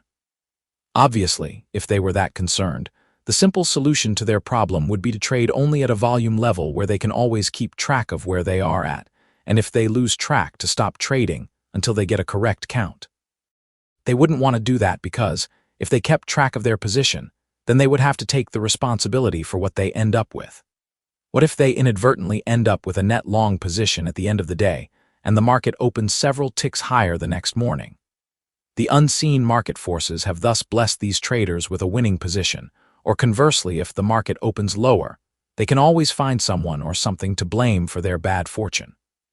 Maybe their lucky tie was sent to the dry cleaners by mistake, or they hit 3 red lights in a row on the way to the exchange. Any reason or excuse to shift responsibility will do. These reasons can range from the most eloquent academic jargon to the most superstitious beliefs, but in essence, they all focus blame outside of oneself for unsatisfactory results. In an unlimited environment, the less structure you create for yourself, the less accountable you are, the more easily you will be swept along by the force of events, and the less control you seem to have over your life. However, having less structure has the benefit of shifting the responsibility for the events in your life to other unidentified forces. This is precisely why so many traders have such a strong belief in superstitions. If a person refuses to make any connection between his thoughts, intents, skills, and results, then it is very easy to associate one's success or failure to something like the tie one had on that day or inadvertently making some gesture, and then finding oneself in a losing trade and associating the gesture with the loss. I have a personal story to illustrate a typical superstitious belief that traders have. One morning I went into the men's bathroom at the Chicago Mercantile Exchange, and as I approached the only urinal not in use, a floor trader using the urinal next to the one I was about to use turned his head, looked at me, and said in a very cautious tone, "Don't use that one. You can wait for mine. I'll be done in a second." I gave him a puzzled look, and he then pointed to a penny that was at the bottom of the urinal. I gave him another puzzled look because I didn't have the slightest idea about what he was trying to communicate to me. As I proceeded to use the urinal with the penny in it, he turned with a nervous expression on his face and strode away from me as quickly as he could. Later on that day, I told one of my floor trader clients about this experience and asked if he knew what was going on. He said certainly, that it was very common knowledge that money at the bottom of a urinal is a bad omen and certainly something to be avoided. After I thought about it for a moment, I wondered what would happen if I went through the entire exchange and put pennies in all the urinals. This story illustrates how the typical trader is caught in a psychological trap of refusing to plan and create structure for his trading activity, so that he can avoid taking responsibility for his results. And by doing so, he is subjecting himself to being tossed around by the whims of the crowd, at the mercy of his own unrestrained impulses, finding himself in winning and losing positions, not knowing why or what to do next. This trap is extremely negative because it creates a potentially damaging psychological condition I call random winning and random losing. If you can't define your own behavior and that of the markets, you can't learn how to repeat your wins or prevent your losses. When you win, it is so pleasurable, it creates a need to repeat it and compels you to try again. When you follow the crowd, instead of anticipating the crowd, which would take planning or trade off news items, tips, or isolated signals from technical systems, the anticipation of the next attempt to win automatically produces fear and anxiety. Why? Because you can't define the market conditions or the decision-making process that produced the last win, and so you can't assure yourself of the next. If you don't know what you did to win the last time, you obviously don't know what to do to keep from losing this time. The end result is intense anxiety, frustration, confusion, and fear. You feel out of control, experiencing a sense of powerlessness as you are swept along by the ensuing events and wondering what is the market going to do to you today. Consider that the markets can't do anything to any trader who completely trusts himself to act appropriately in his best interests under all market conditions. And before people can trust themselves in this manner, they would first have to define all those conditions and be able to recognize them. Understandably, taking responsibility is something that is extremely difficult to do. We don't live in a society that has a highly evolved concept of the growth process, and as a result, we learn to become very intolerant of mistakes. I say this because we are basically taught as children, and therefore, in turn teach our children through our ridicule of them that mistakes are something that diminish one as a person. Ridicule does not enhance a child's willingness to accept responsibility, and if he doesn't, the typical parent will then criticize the child for being irresponsible. Taking responsibility is a function of self-acceptance. You can measure this degree of self-acceptance by how positively or negatively you think of yourself when you make what you perceive as a mistake. The more negatively you think of yourself, the greater your tendency to avoid taking responsibility, so you can avoid the pain of your harsh thoughts, thus generating a fear of making mistakes. However, the greater the degree of self-acceptance you have for yourself, the more positive your thoughts will be and the greater the degree of insight you will be able to extract from an experience, instead of generating fear. The more self-accepting you are, the easier it is to learn because you are not trying to avoid certain information. I don't know of any national prerogative to teach children how to accept themselves in spite of their shortcomings, as perceived by the adults in their lives. If people had a more accepting attitude about the outcome of their actions, they wouldn't have a need to avoid taking responsibility. To be successful, the market forces you, as a trader, to be responsible in completely new ways. For example, you can't put on a trade and then release your responsibility to the market to do something for you, like give you money. The market is a fluid, ever-changing event, where at any moment, some other trader may decide to jump in with enough force to change the expectations of other traders, participating to the point where they reverse their positions, and as a result completely negate the potential you believed existed a moment ago when you put on your trade. In our everyday lives, objects are very stable, and day-to-day events do not change at anywhere near the rate and frequency that conditions change in the market environment. Relative to the nature of the market environment, All of us take it completely for granted that the buildings, trees, traffic lights, and streets we all know are completely stationary and will be there from one moment to the next. You didn't walk out of your front door this morning to discover the street you live on doesn't look just as it did the previous evening when you walked inside your home. If getting to the office or your place of employment represents an opportunity to make money, you would take it completely for granted that it would be possible to get there in familiar ways. However, as a potential opportunity to make money comparable to that afforded in the markets, what if the location changed on a moment-to-moment basis? What if the streets also changed their location in relationship to each other? And furthermore, what if no one cared if you ever found your way there, making you and you alone completely responsible for where you end up? It just makes sense that to function in the market environment effectively, you will need to make yourself accountable. Otherwise, how could you ever learn how to trade if you allow yourself to be swept into or out of something by forces outside of you and inside of you that you can't identify and don't want to? The market's behavior will seem mysterious because your own behavior is mysterious. You will be in a constant state of confusion, anxiety, and fear because you don't know what to do next, the kind of state of mind that breeds superstition. Understanding yourself is synonymous with understanding the markets because as a trader, you are part of the collective force that moves prices. How could you begin to understand the dynamics of group behavior well enough to extract money from the group? As a result of their behavior, if you don't understand the inner forces that affect your own. When you do understand the inner forces that affect your behavior and take responsibility for what you do and don't do, and what you can or can't do, you will begin to perceive how and why other traders comprising the group behave the way they do. When you attain some degree of control over yourself, you can then see how other traders are not in control of what happens to them, like blades of grass, all bending to the force of the prevailing wind and constantly being stepped on. You won't be able to see this until you are no longer a blade of grass yourself by evolving beyond the group mentality. Then it becomes much easier to understand the group's behavior, anticipate what they will likely do next, and take advantage of it to the best of your ability. You will understand the group, certainly, to no greater degree than you understand yourself. Creating definition and rules to make yourself accountable is but a first step on the road to lasting success.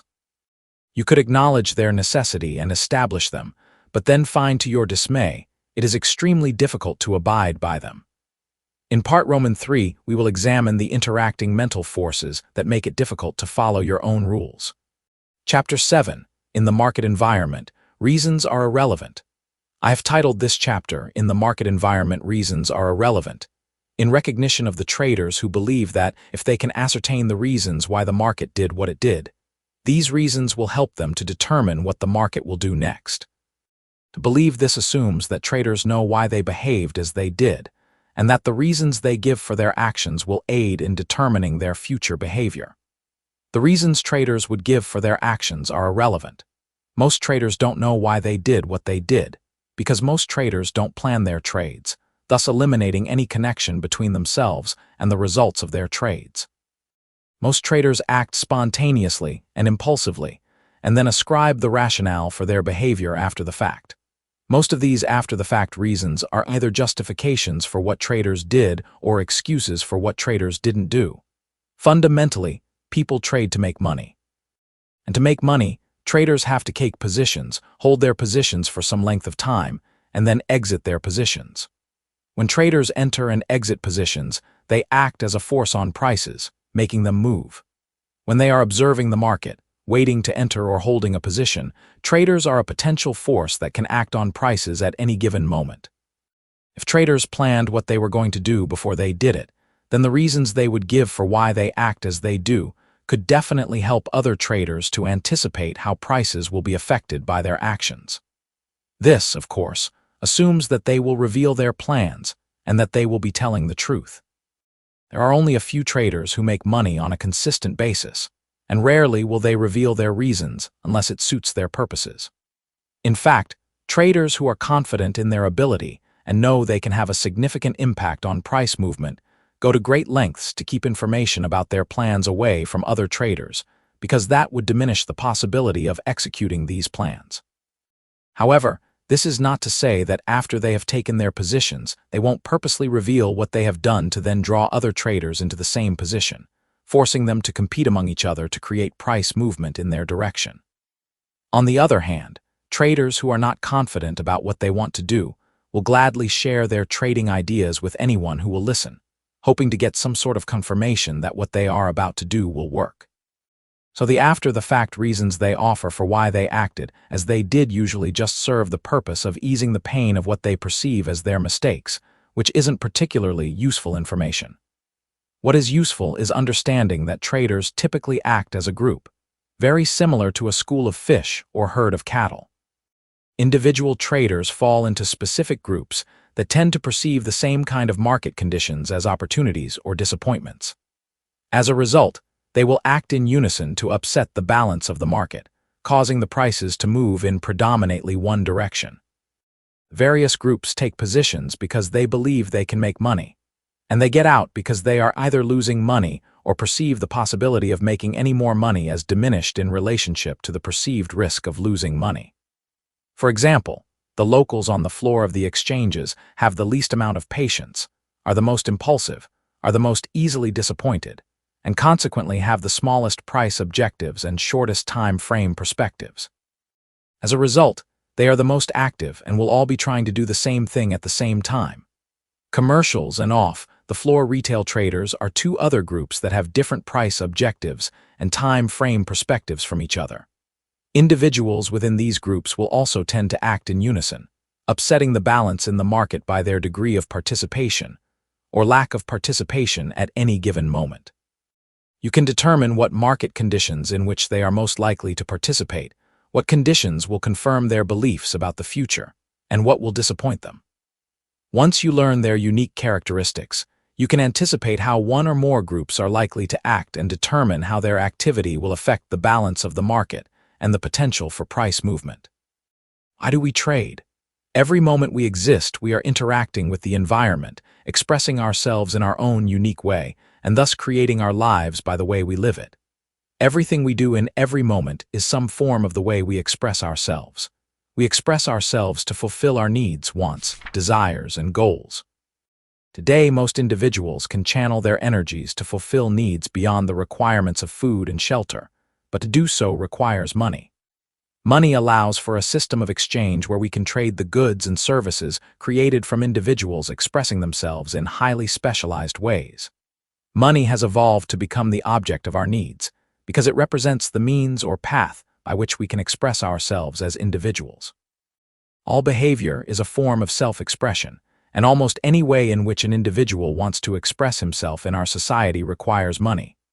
So at the most fundamental level of cultural existence, money represents freedom of expression. Individuals expressing themselves in specialized ways create a highly complex system of interdependency. To exchange goods and services, individuals have to agree on the value of those goods and services to make an exchange. I am defining value as the relative degree of importance or potential something has in fulfilling a need. The actual price at which goods and services are then exchanged will be determined by the fundamental economic law of supply and demand. In psychological terms, the law of supply and demand is founded in human fear and greed. Both fear and greed will compel people to act or not act depending on their needs in relation to the perceived external conditions. The price for goods and services will be determined by the individual's needs in relationship to their belief in their ability to fulfill those needs. Implied within that belief is their perception of the availability of the goods and services they need. Greed is founded in a belief in scarcity and insecurity. Both beliefs generate fear. I am defining greed as a belief that there will never be enough available to fulfill oneself in combination with a belief that one always needs more to feel secure or satisfied. The perception that these conditions exist either internally or externally will generate a fear that will compel one to act or not act, depending on who controls the supply. The behavior someone displays will be consistent with what they believe they must do to satisfy the deficit. If two or more people have the same fears, they will typically compete among one another for the existing supply. If the supply of something is limited in relationship to the need, those that are in need will compete for the available supply. They will compete by their willingness to exchange more resources, pay more money, than will someone else who may also be in need. If, however, the supply is great in relationship to the need-demand, there will be no fear of scarcity. Consequently, people will conserve their resources, money, by diverting them to other needs or just waiting for the possibility that the price may come down. Any system of interaction founded in individual fears of lack or scarcity will cause the price of goods and services to fluctuate in relationship to the relative degree of security or insecurity that is being experienced by the collective masses at any given moment. These fluctuating prices create economic risk for all those dependent on others to fulfill a need that they cannot fill themselves. What is risk?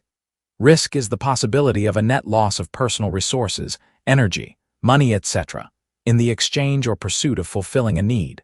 Fluctuating prices also create opportunities for those who are willing to assume the risk created by price movement. As long as there is disagreement between individuals about the value of goods and services, prices will fluctuate, thereby creating opportunities for traders to make money if they will assume the risks. Definition of trading. I define trading as two parties exchanging something of value to fulfill some need or goal. In the context of the stock or futures markets, participants trade for the sole purpose of accumulating wealth or protecting physical assets from deteriorating in value. In essence, all traders in these markets, whether they are labeled speculators or hedgers, trade to accumulate wealth. It is only a matter of perspective.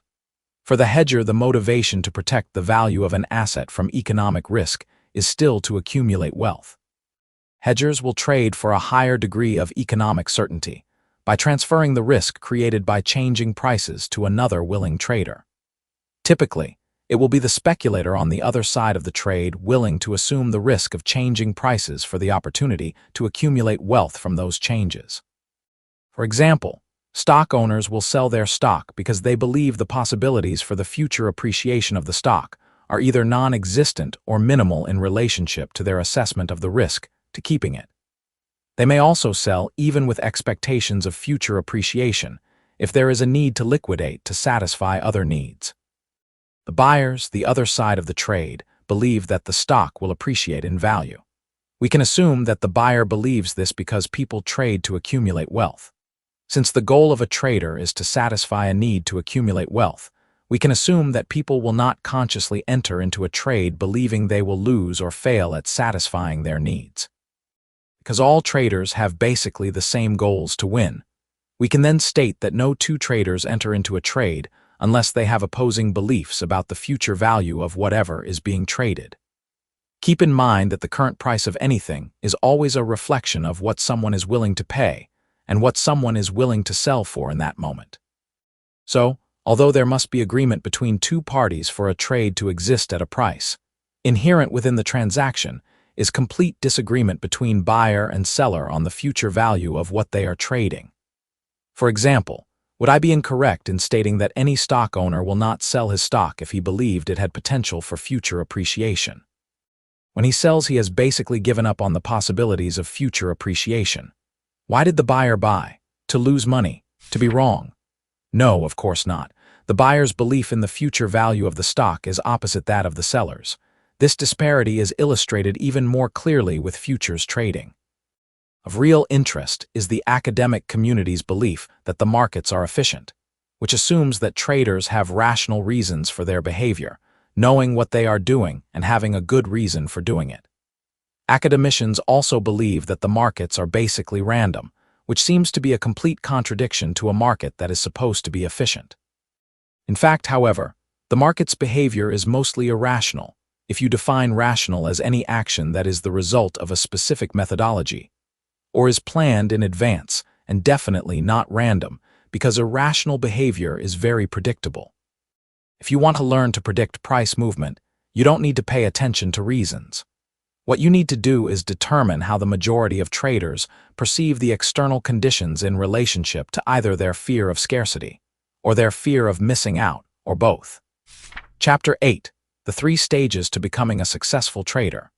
Before we cover the 3 stages to becoming a successful trader, it would be a good idea to review some of the material already covered. In the market environment, you have to make the rules to the game, and then have the discipline to abide by these rules, even though the market moves in ways that will constantly tempt you into believing you don't need to follow your rules this time.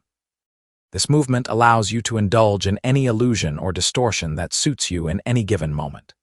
Certainly, you wouldn't choose to feel pain confronting your illusions about the market if there is any reasonable information that would support the possibility of your expectation being fulfilled. In an unlimited environment, if you can't confront the reality of a loss, then the possibility exists for you to lose everything in each and every trade. If you believe trading is like gambling, it isn't. In any gambling game, you have to actively participate to lose and do nothing to stop losing. In the market environment, you have to actively participate to get into a trade and actively participate to end your losses. If you do nothing, the potential exists to lose everything you own. When you participate in gambling games, you know exactly what your risk is, and the event always ends. With the markets, you don't ultimately know what your risk is, even if you are disciplined enough to use stops, because the market could gap through your stops. Also, because the event never ends and is in constant motion, there is always the possibility of getting back what you are losing in any trade. You won't need to actively participate to get back what you are losing. You just have to stay in your trade and let the market give it to you. As a result, there is the constant temptation not to cut your losses, which is very difficult to resist. Why choose pain over the possibility of being made whole, when all you need do is ignore the risk? You create your experience of the market. Each equilibrium, the current price, presents every trader with an opportunity to either buy low or sell high relative to the next change. Except for the time it takes to execute a trade, it is basically the same market for all of us.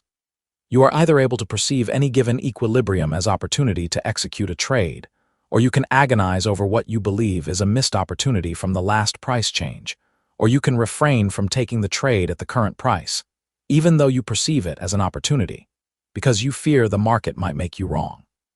The market does not create the ways in which you perceive it.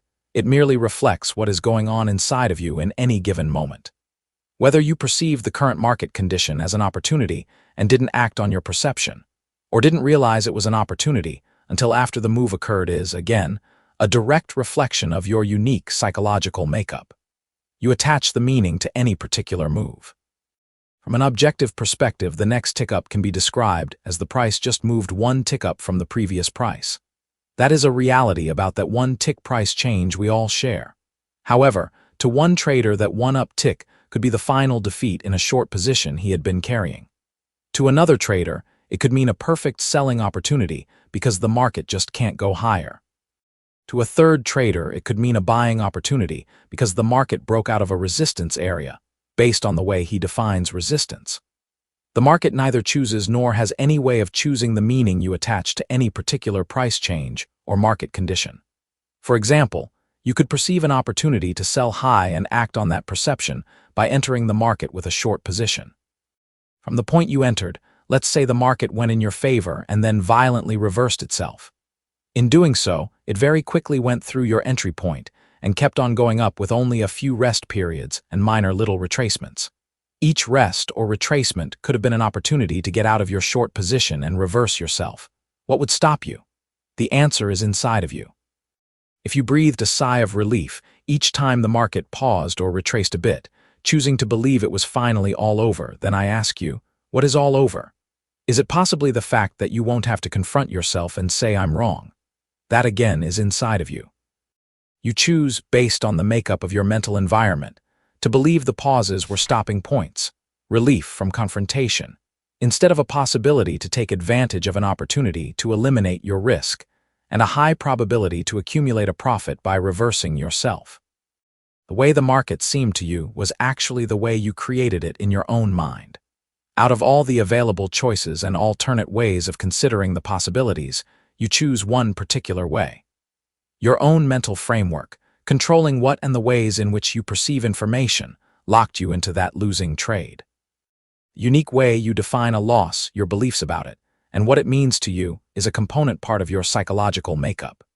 Your beliefs will interact with your perception of environmental information to form the particular way you pick and choose whatever information you happen to focus your attention on. The market has nothing to do with this process, even though that is where the information is coming from. In the trading environment, the outcome of your decisions is immediate, and you are powerless to change anything except your mind. The power you have to create more fulfilling outcomes from your trading resides in your degree of mental flexibility. You have to learn how to flow with the markets. You are either in harmony with them or you are not.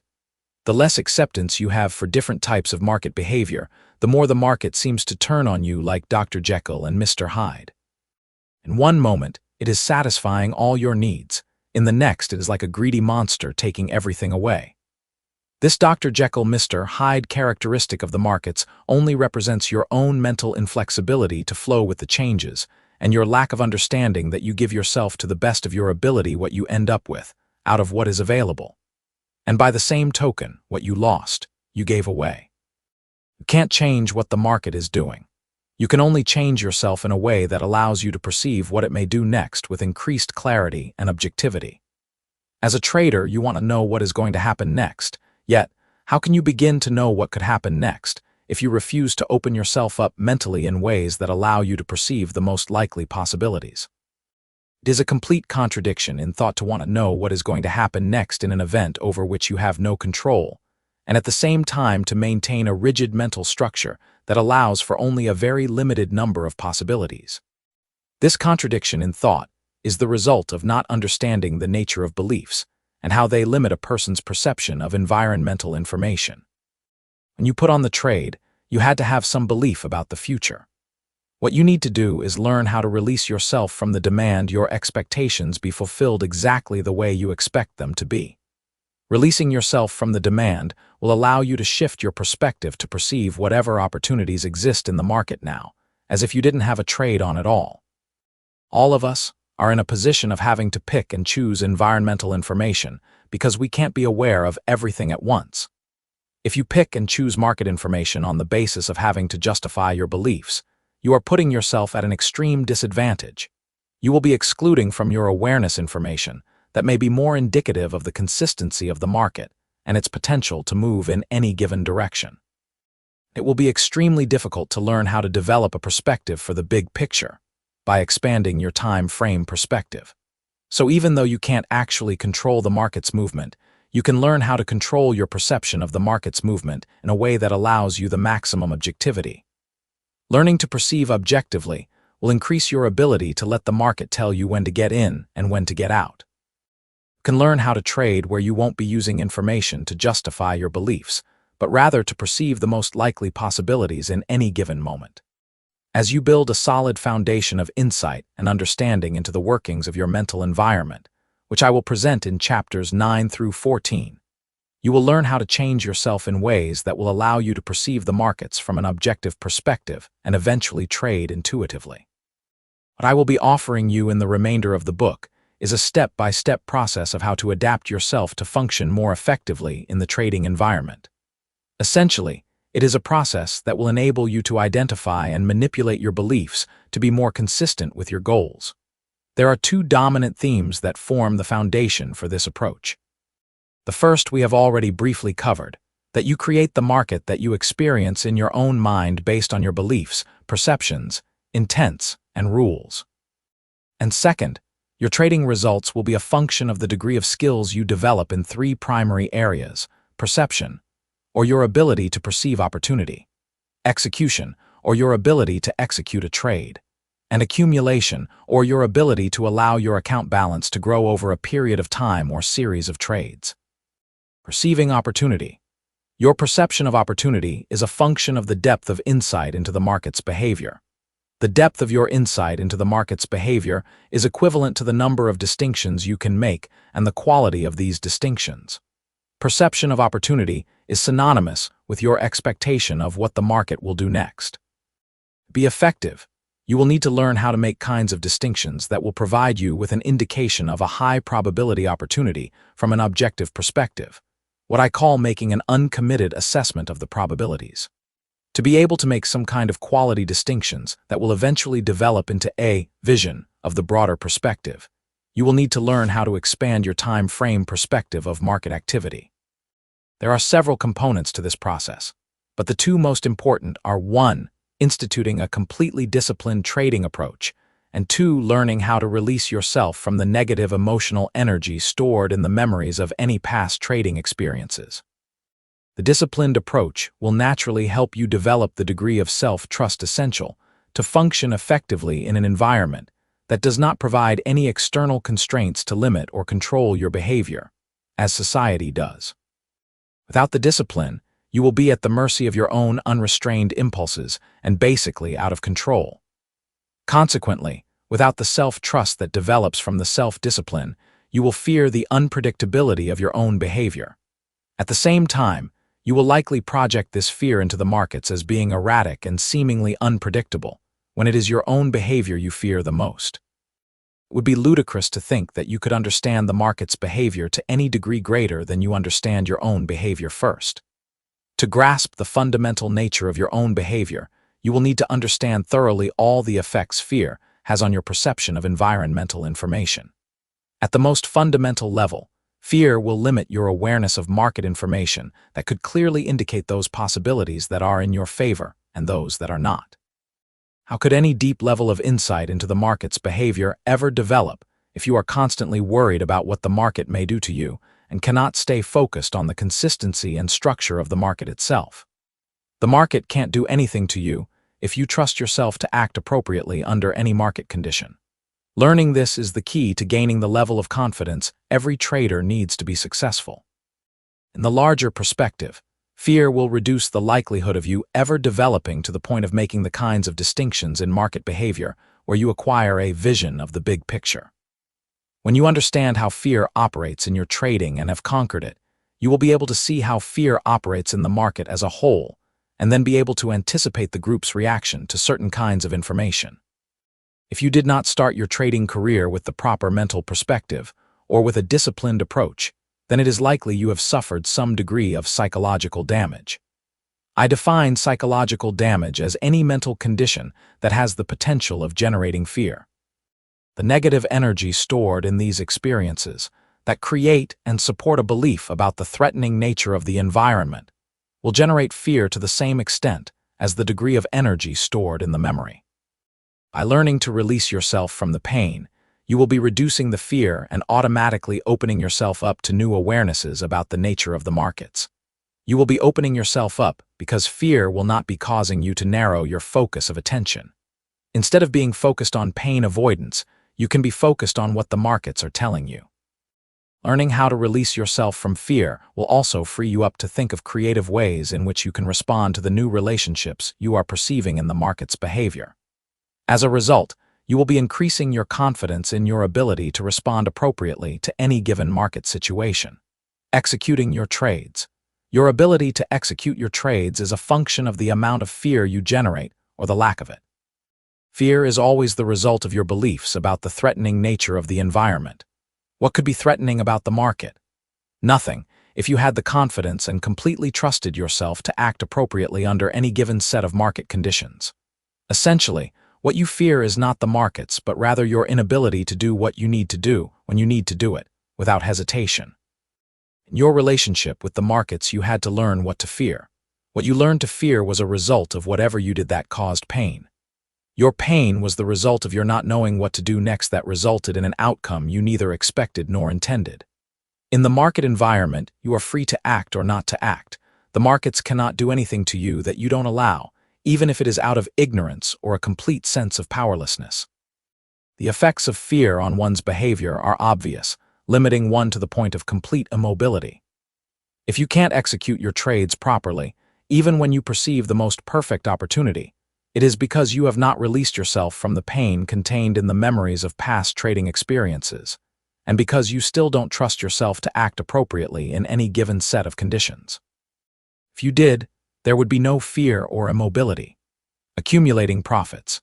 Your ability to accumulate profits either in a single trade or cumulatively with several trades over a period of time is a function of your degree of self-valuation. This sense of self-valuation is, in fact, the most important psychological component of success and will override all others in determining your results. Your degree of self-valuation will regulate how much money you will give yourself. The market doesn't give you the money.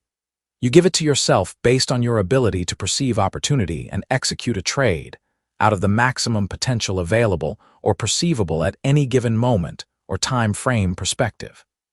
Regardless of the depth of understanding you have of market behavior or what you consciously intend, you will only give yourself the amount of money that corresponds to your level of self-valuation. This concept can be explained with a simple illustration. If you perceive an opportunity based on your definition or what market conditions constitute an opportunity, and do not follow through by executing a trade, what stopped you? In my mind, there can be only two possible reasons. You are either immobilized by the fear of failure, or you are struggling with a belief value system that says you don't deserve the money. Otherwise, you would have acted on your perception, self-acceptance. The second theme that provides a foundation for the belief system I am offering is that personal transformation, growth, and learning new skills are a function of self-acceptance. Your intent of learning a new skill or way of expressing yourself is in essence an attempt to create a new dimension of yourself. It is a goal you have projected out into the future that you will then attempt to fulfill by growing into it. The market will quite naturally make you face what is inside of you on a moment-to-moment basis. What is inside of you could be confidence or fear, a perception of opportunity or loss, restraint or uncontrollable greed, objectivity or illusion. The market just reflects these mental conditions. It does not create them. Therefore, to grow into a new expression of yourself, fulfill your goal of being a more successful trader, you will need to learn how to accept the existence of any of these negative mental conditions and the psychological components that create them. Cultivating a belief in accepting whatever you find inside of yourself will give you the base you need to work from to change these conditions. To illustrate this concept of self-acceptance, I will relate to you an example of a floor trader who came to me for assistance because he wanted to change his trading style. When he first went down to the floor, he got caught up in scalping because it seemed like the easiest way to make money. However, he soon found that trying to scalp for 1 or 2 ticks in the bond pit was just too physically exhausting because he had to compete with so many traders. So he decided that he needed to learn how to hang on to his trades for more than 1 or 2 ticks. The first thing we did was to pre-plan his trades. We used some fairly simple techniques to identify intraday support and resistance points within a 7 to 10 tick range. The plan was for him to stand in the pit and wait for the price to hit his target buy support or sell resistance, execute the trade, wait for the market to hit his objective, and then exit the trade. If the market traded through his entry point in the opposite direction by more than 2 or 3 ticks, he was supposed to execute the loss without hesitation. Based on our assessment of the reliability of the support and resistance numbers, we believed he didn't need to risk more than 2 or 3 ticks to know if the trade was going to work or not. First day that he tried to execute his plan, he did very well waiting for the market to hit his entry point. However, when it came time to execute the trade, he couldn't do it. He was supposed to buy at a support level, and he didn't do it because he thought it was going to keep on going lower. When the market didn't keep on going lower and bounced 2 and 3 ticks higher than what was his original entry point, he went ahead and bought 1 contract. From there, he was supposed to wait until the market rotated back up to test the resistance, which was 10 ticks higher than his originally intended entry point. But now, it was only 7 ticks away. Instead of waiting for the market to rotate to his objective, he got out of the trade as soon as he had a 2-tick profit. A short time later, when the market rotated up to the resistance area, he did the same thing that he did in the first trade. He didn't get in at his price because he thought the market was going to keep on going. It didn't, and he sold 3 ticks lower than he originally intended and then got out for a 1-tick profit, not waiting for a full rotation. When we talked about what he did later on that day, he was extremely displeased with himself. He made himself accountable, but he did not do what he was supposed to. He didn't get in at the price he intended or out where he intended, leaving several ticks on the table, so to speak. This is a very wealthy man who only had to risk 2 or 3 ticks at the most to find out if the trade was going to work, and couldn't do it. By the same token, he was so desperate for a win that he couldn't wait for his profit objective, stating that he couldn't hang on because he has been burned too many times. Obviously, his backlog of negative experiences had nothing to do with the market's behavior or the probability of any particular strategy working or not. What was even more important, however, was his lack of acceptance for his current level of skill development. His intense anger over his performance clearly indicated that he could not accept where he was at or the results it produced. That first day was not a positive experience for him, even though he had his first winning day in a long time. His lack of self-acceptance certainly won't help him hang on to winning trades in the future. In fact, he will be digging himself into a deeper hole that he will eventually have to work his way out of if he wants to achieve the success he desires. As time went by, he became increasingly more confident with his ability to define an opportunity with a high probability of success. Almost every trade he put on would immediately go in his favor, so he would rarely find himself in a losing trade. But each day was also becoming ever more exasperating because he was still only holding on for a 1 or 2 tick profit and leaving several ticks on the table as the market rotated to test the next level of support or resistance. What was even more difficult for him to deal with was that many times he had bought the low or sold the high of the day. Of course, he didn't know at the time it was going to be the high or low of the day, but looking back, he just couldn't deal with the fact that he only got 1 or 2 ticks out of it. I knew the pressure was building inside of him because each day he had more excuses related to the market for why he wasn't doing what he was supposed to and had less and less tolerance to listen to anything I had to say about the situation. All these excuses were just an indication that he would not accept who he was in relationship to who he desperately wanted to believe that he already was. He was obviously indulging himself in illusion. To be the person he wanted to believe he already was would require that he learn how to be patient, acknowledge who he now was so he could concentrate on what he needs to learn and forgive himself for what he believed to be his past mistakes and inadequacies. However, this would be very difficult because being impatient with other people had always got him what he wanted as long as he was dealing with people who perceived themselves as weaker than he. So why should he have to learn how to be patient now? Besides, if he was patient with himself, it would make it difficult to justify his impatient, intolerant stance toward others who didn't learn fast enough or made mistakes. I didn't hear from him for a while, and I just assumed that he wasn't doing anything different. Then one day after the close, he called to tell me that he was going to start trading a 20 contract position. Otherwise, nothing else about what he was doing had changed, except that he had several winning days in a row consisting of 1 and 2 tick winners. I knew he was setting himself up for a big losing day, although I didn't indicate this to him in our conversation.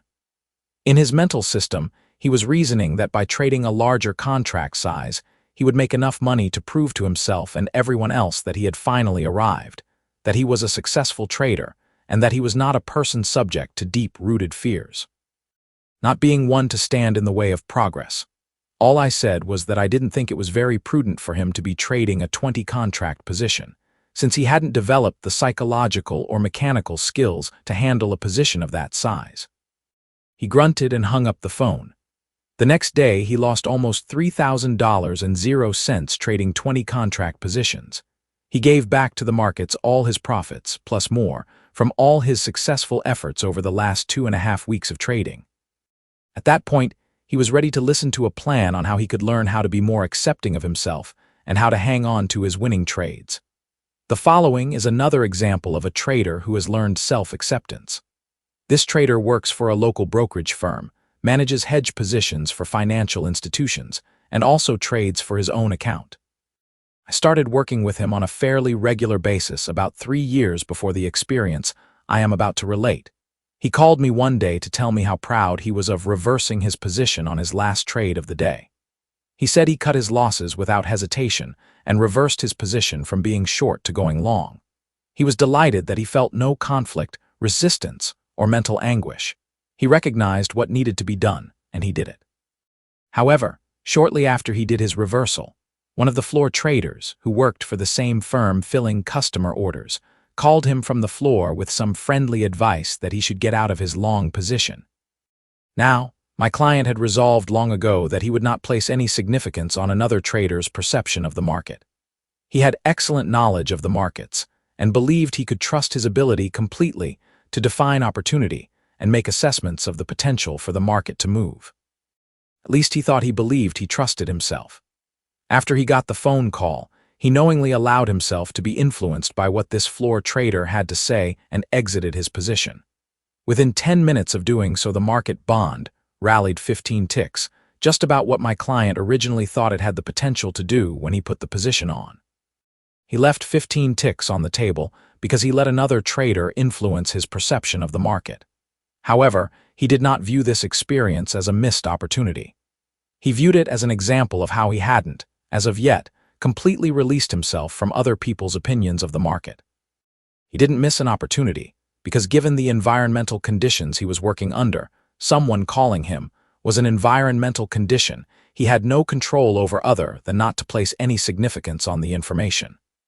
He simply was not psychologically prepared to take advantage of the opportunity. If he had been psychologically prepared, he would have stayed with his original plan, realizing that someone else's perception of the market isn't going to be any more objective than his. Furthermore, considering the skills he had already developed, their objectivity would usually be a lot less. As you cultivate a stronger belief in self-acceptance, you will then realize how the market reflects back to you your level of skill development along with the information that will indicate what you need to work on to become ever more successful. Each moment will then become a perfect indication of your skills and your degree of self-valuation, giving you a solid base from which to improve and learn. You will eventually understand at a very practical level how you are always doing the best you can, because your outcomes will be the result of your depth of insight into the nature of the market environment, and your ability to act on whatever you perceive. There won't be any reason not to accept these results, as you increase your understanding of how to adapt yourself to suit any particular set of environmental conditions, and realize the power inherent within this understanding. If you were to deny this perfection of the moment, a lack of self-acceptance, you would, in effect, be denying yourself the kind of information you need to grow into the skills you are attempting to learn. You can't grow or expand if you are denying the existence of environmental information that would clearly indicate your level of development.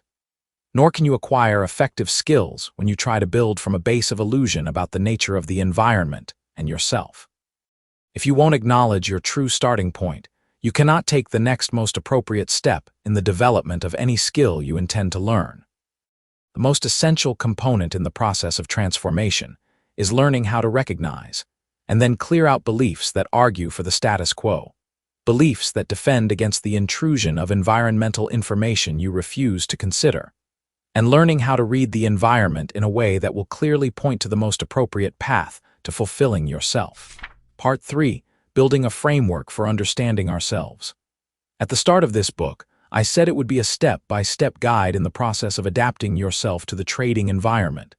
The first step in this process of adaptation is recognizing the need to adapt. If you can't manipulate or force the markets to change in a way that suits your needs, then you will need to learn how to change yourself to suit the conditions. The market places no limits or constraints on the ways in which you choose to express yourself in that respect. Unlike in the cultural environment, you have all the power. The primary purpose of Part Roman 2, the nature of the trading environment from a psychological perspective, was to point out some of the vast differences between the trading environment and the social environment we were taught to function in and to demonstrate clearly a need for a new perspective. The next two steps in this process are to learn how to 1. Identify exactly what changes you need to make to function successfully in the trading environment, and 2. How to effect any mental changes that are necessary. Manipulating the physical environment is as easy as moving a chair from one place to another, because that's where you want or need to sit. However, to consciously change yourself to function more effectively in a market environment that will not respond to your attempts to manipulate, it will require a thorough understanding of the nature and functioning of your mental environment. The types of changes you will need to make will fall into two broad categories.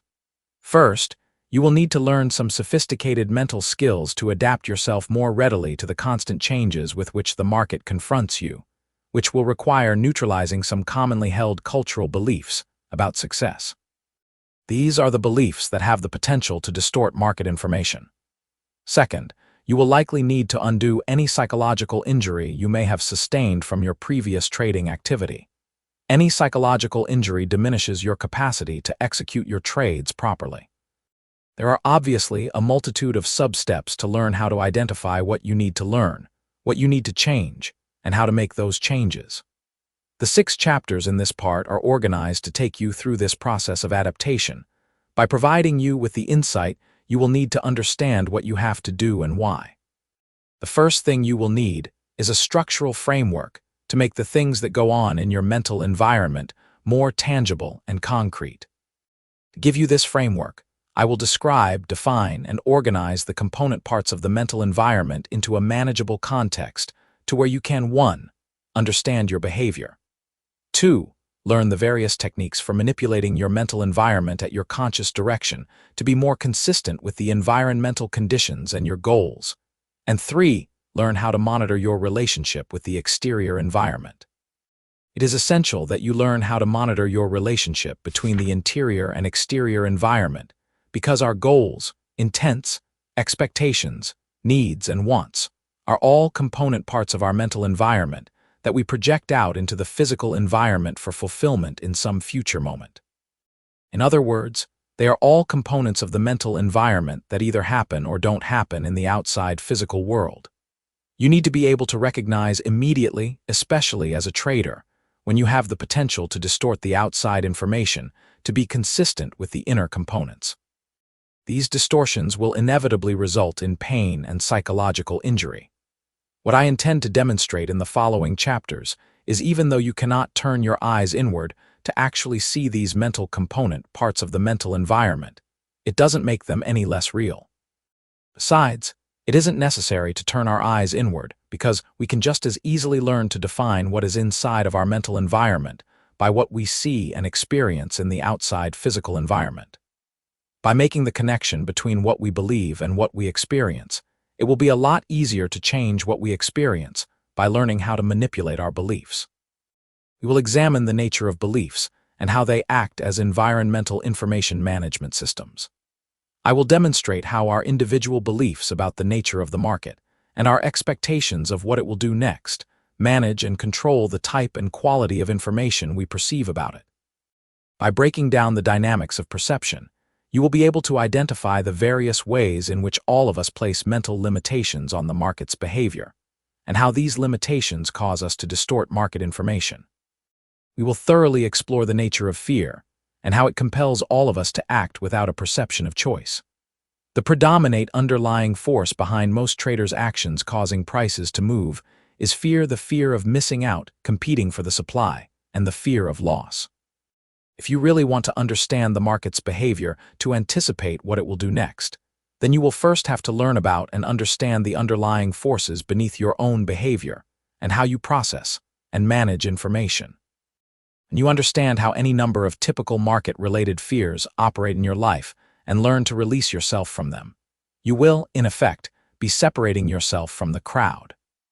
When you separate yourself from the crowd and expand what you know about the forces affecting your behavior to encompass the group, it will be much easier to anticipate what the group will do because they will merely represent a larger, collective version of the way you used to be.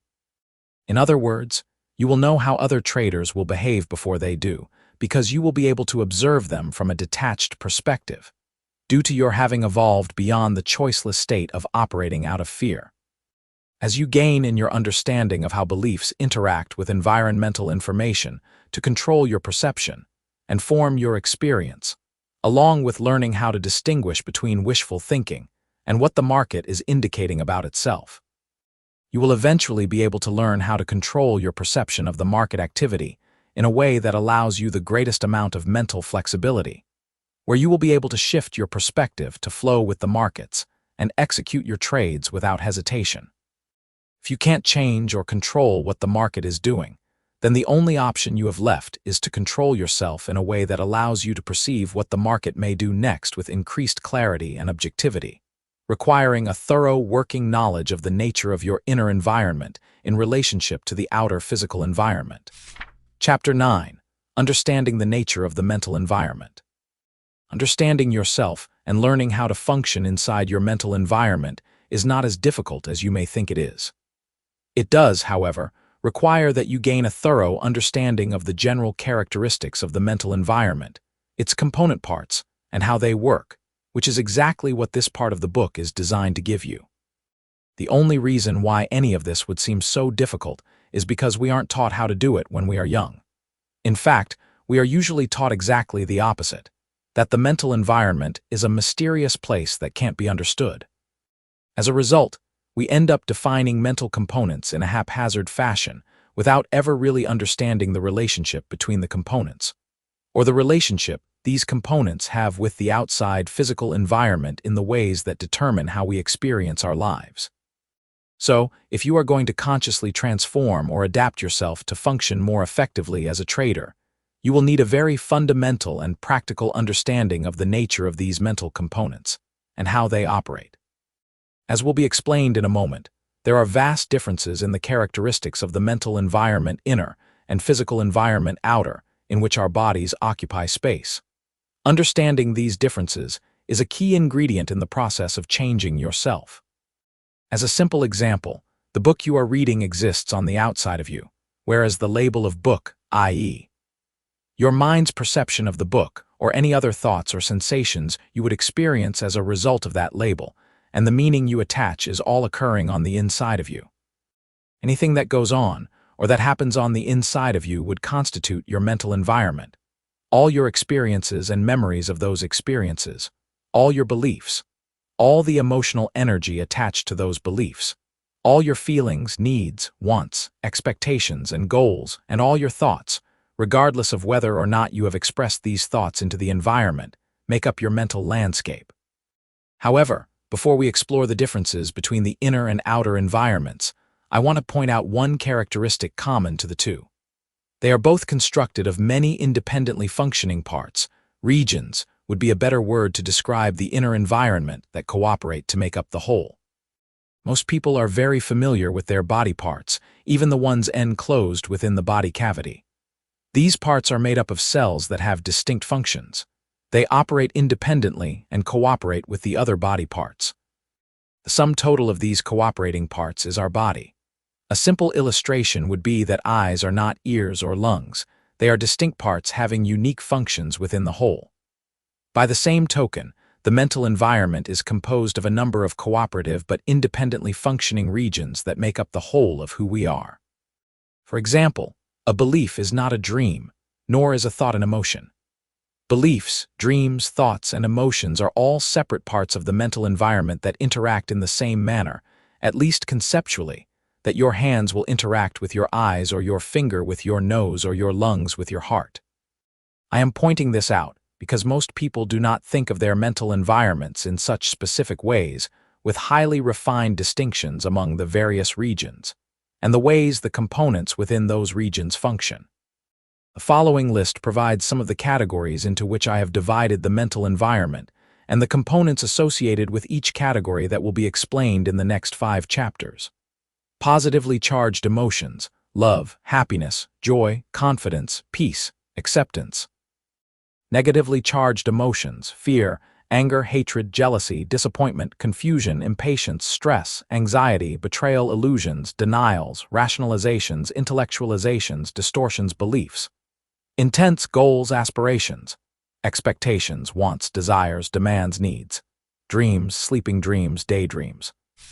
Thoughts, attractions, memories, creativity, intuition.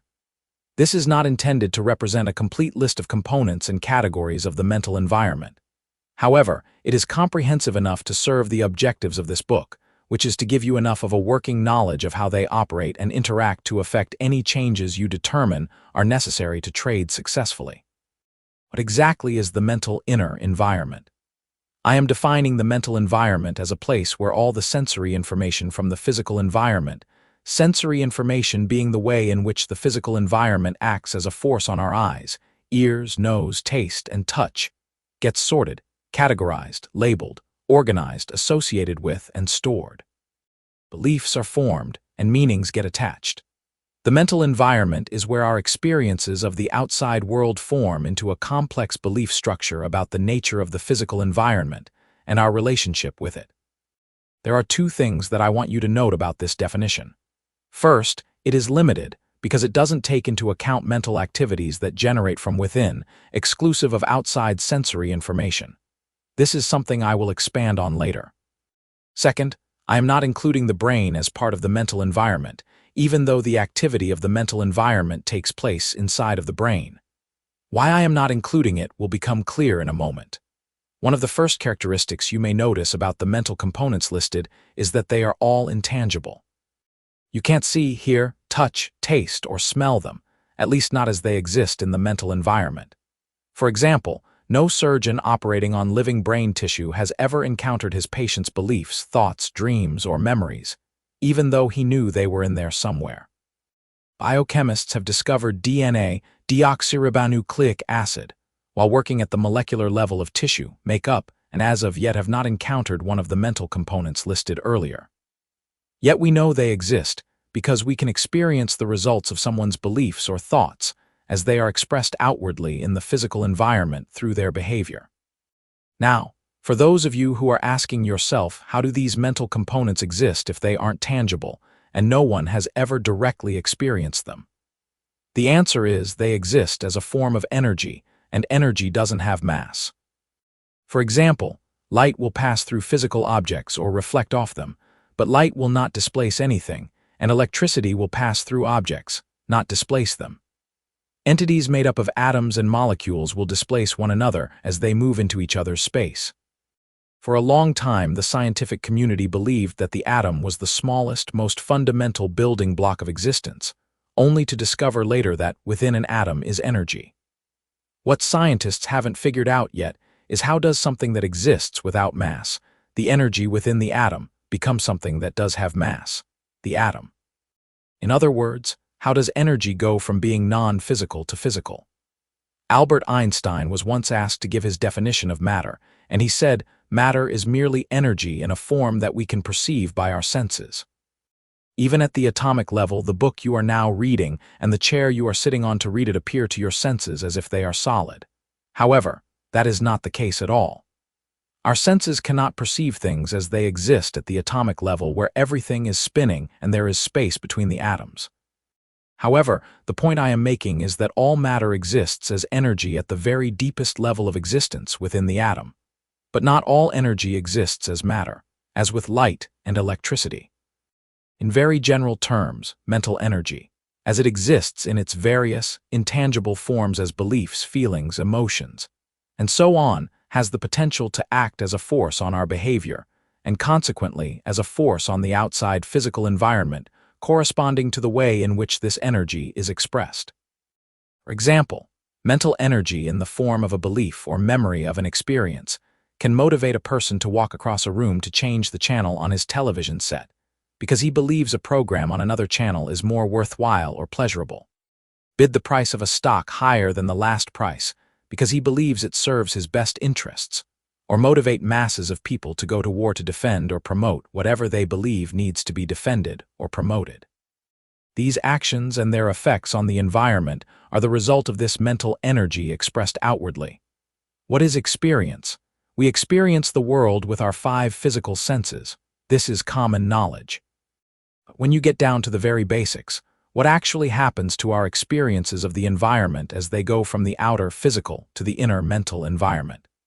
What we see, hear, touch, taste, and smell at a physical level is transformed into electrical impulses of energy and is sent to the brain via the nervous system. That is, at the most basic level, tangible experience of the outside world is transformed into intangible electrical energy, meaning that the tangible medium where we experience our lives, the physical environment, does not have the same characteristics and properties of the medium that represents and stores these experiences on the inside of us, the mental environment. We will examine these differences on a more practical level in a moment. If at first it seems preposterous to think that our experiences, environmental information, are transformed into electrical energy, then consider that we have been using an analogous form of technology mechanically for years in the form of telephones and computers. Computers store information, sounds, and images in a number of different energy media. Telephones transport sounds and images in the form of electricity, light, or microwaves. As commonplace as all this is, there is still something fascinating about a living process that transforms sensory information, tangible experience, into electricity, and stores it that way. Everything that we have learned as individuals about the nature of our existence is stored in our mental environment at an intangible level, in a non-physical reality, energy is real. Yet it is non-physical because it doesn't consist of atoms and molecules. Thus, it can be said that energy exists in a non-physical reality. Earlier, I did not include the brain as part of the mental environment because it exists at the tangible level of atoms and molecules, physical reality. Whereas the mental environment, energy in the form of beliefs, memories, emotions, and so on, about the nature of physical environment resulting from our experiences, does not exist at this tangible level. To help you understand this distinction between the brain and the mental environment, consider that the brain exclusive of the mental environment is no different from a computer that is not plugged into some electrical power source. In this analogy, the mental environment would correspond to the electrical energy that makes the computer run as well as store and carry the various forms of information the computer is designed to handle. And the computer hardware, physical, mechanical, atoms and molecules would correspond to the brain. This is the reason why I stated in the beginning of the chapter that there are vast differences between the mental and physical environments. All the mental components I listed exist at the intangible level of energy, and more important, function with the same properties and characteristics of energy.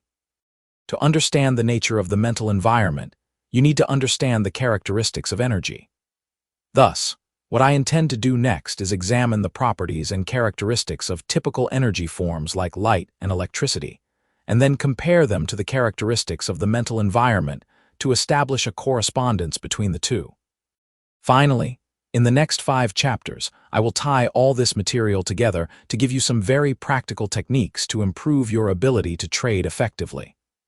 How does the mental environment correspond to the characteristics and properties of energy?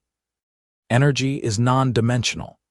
As we already know, energy doesn't take up space in the physical environment because it doesn't displace anything that does take up space. This no-space characteristic of energy gives it a non-dimensional quality. In other words, anything that doesn't take up space also won't have any tangible dimensions of height, length, width, or circumference, at least not in the ways in which we would normally think of these properties. This non-dimensional quality is probably the hardest concept to grasp about the nature of energy, because even though energy is non-dimensional, it can take some form that is visible to our eyes. And anything that is visible should have dimensions that we can measure. It may seem like an obvious contradiction to say that energy can take a visible form and yet still not have dimension, but it is not. The best example to illustrate this is with holograms or holographic photography. With a holographic process, you can create a 3-dimensional image in light projected into space that can be seen with the eyes, and it will appear to have length, width, and circumference. You could even measure the length or width of the image. However, your hands would pass right through the image if you tried, because there really isn't anything there, at least not in a physical sense. Images in light have no physical substance, so from a physical perspective, they also don't have any dimension. Relative to physical objects, energy doesn't have dimension. Memories or mental images, anything that we can see with our inner eye, like visualizations, daydreams, or night dreams, could operate very much like a hologram of laser light, an image of light that has no physical substance, where space as it relates to distance or dimension is not a consideration. The total area available inside of our skulls is quite small, especially in relationship to what will fit from a mental perspective. We can create mental images of any size or proportion, with none of the dimensional limitations that exist in the physical environment because these images, as an energy form, have no physical substance and thus exist in a state of form without dimension, taking up no space. You can easily demonstrate this concept with a simple mental exercise. Close your eyes and picture the last place where you went on a vacation. Where did you stay? What side trips did you take? When you imagine where you went, did you get up and move from your present location in the physical environment? Did you imagine yourself getting up out of your chair to make all the preparations that would be necessary for such a trip? Did you get in your car and mentally drive each mile to your destination, as you would if you were actually going? Probably not. The image of your last vacation most likely just popped into your consciousness. It is as if you were instantaneously transported to these locations, without regard to the space or distance that you would need to travel to get there in the physical environment. There was no space between your present location and the image of the vacation spot you hold in your memories. The nature of our dreams also illustrates this non-dimensional characteristic. First, there is no known limit to the type of dream landscape we could find ourselves in. Dreams can be as varied and diverse, if not more so, as the physical environment, and all much larger than the space available inside of our skull cavity. Furthermore, in our dreams, we can instantaneously change locations without actually traveling any distance. For example, you could dream that you are in the basement of your house, and then in the next instant be in your living room without actually having walked up your basement stairs or through other rooms to get to there. Speed. The second characteristic the mental environment shares with energy is speed. Energy travels at an incredibly high rate of speed. Light, for example, travels at a rate of 186,000 miles per second, fast enough to travel around the Earth approximately 8 times in 1 second. This is so fast that to our physical senses, it appears instantaneous or simultaneous. What I mean is, it moves so fast that our physical senses cannot detect the motion. Obviously, we can see the light, but we cannot actually see it moving from any given source to some distant point. For example, when you turn on a light in a dark room, does the room become illuminated in stages as the light travels from its source to the walls? No, to our eyes the room fills with light instantaneously, seeming to be everywhere at once in a flash. Our eyes are not constructed in a manner where we can make any distinctions in movement, so it seems as if it doesn't move at all. This instantaneous characteristic of light relates quite well to the mental environment. As I pointed out earlier, dream travel can be and usually is instantaneous. While you're having a dream, in one instant, you could be in a house and the next you could be on the other side of the world. There really isn't any travel time between these dream locations. Whatever mental mechanism prompts the change, it creates a simultaneous transfer, probably taking as much physical clock time as it does for light to fill up a dark room. However, there is another mental characteristic, actually more of a phenomenon, that best illustrates the speed at which the mental environment operates. This is something that is not experienced by very many people, but nevertheless reported by enough people in completely separate, unrelated incidents to confirm its validity. What I am referring to is the phenomenon of having one's life flash before one's consciousness in the form of a continuous mental image, from birth to the present. Something like this usually only happens in extreme life-threatening situations where the person believes that he is only moments from death. In those few moments before the expected death, the sights, sounds, tastes, smells, feelings, and emotions of one's entire life are re-experienced. Personally, whenever I've read of or heard someone's recounting of such an experience, it baffled me. I didn't understand how a person's whole life could scroll before his consciousness in a matter of moments, when it took years to experience. However, after a great deal of contemplation, it occurred to me that the energy in which our experiences are stored moves at speeds that are so incredibly fast that it would make our lives seem quite short in comparison, thus making it possible for all our experiences to scroll by in moments, regardless of how long it took actually to have the experiences. All this might be a little easier to understand if you imagine, as I did, experiences stored in a stream of light very much like what you would see when you look at a distant star. There is a very good correlation here. For example, scientists tell us that many of the closest stars to the Earth, other than our Sun, are so far away that even at the incredible speed of 186,000 miles per second, it still takes the light emanating from these stars hundreds of years to reach the Earth. This distance between the stars and Earth is so vast that it creates a steady beam of light, billions of trillions of miles long. So, when we look at any star other than our Sun, what we are actually seeing is the light that left it hundreds or even thousands of years ago. Thus, what we are seeing is light from the star's distant past. Now, if we could travel along this beam of light back to its source, what we would be seeing is light from the star's more recent past, or future from the perspective of traveling toward the star the closer that we got to it, until we arrived at the star's present. Light from the past, future depending on one's perspective, and present would exist simultaneously within that beam. Now, imagine the sights, sounds, tastes, smells, feelings, and emotions of our experiences stored in energy as a stream of memories that we can travel along very much like this beam of light, where we can use our consciousness to roam between the distant past to the more recent, past up to the present moment, or project these memories out into the future. If the energy in which our experiences are stored can move at speeds that are equal to or approach the speed of light, then it would offer a credible explanation as to how it is possible for one's whole life to scroll before one's consciousness in a matter of moments. To illustrate this for yourself further, imagine all your experiences stretched out like a beam of light that you could travel along at the speed of light. At that speed, at even a couple of seconds of travel time, you could get through a great deal of information. For example, if we just arbitrarily decided that it took 10,000 miles of mental energy stretched out to hold 1 year's worth of experience, then, at the speed of light, you could get through almost 19 years of memories in 1 second. Recognition of this phenomenon helps us to grasp one of the most difficult concepts about the nature of the mental environment, that it exists outside of time, as we know it. That is, our physical senses lock us into perceiving an environment bounded by the limitations of time and three-dimensional space. We have to experience each moment in a linear sequence. We can't go backward and experience the past as it existed in the physical environment. Once it passes, it's gone forever. Nor can we move ahead into the future. The past doesn't exist anymore, and the future doesn't exist yet. What does exist are these seemingly endless sequences of now moments in which we experience our lives.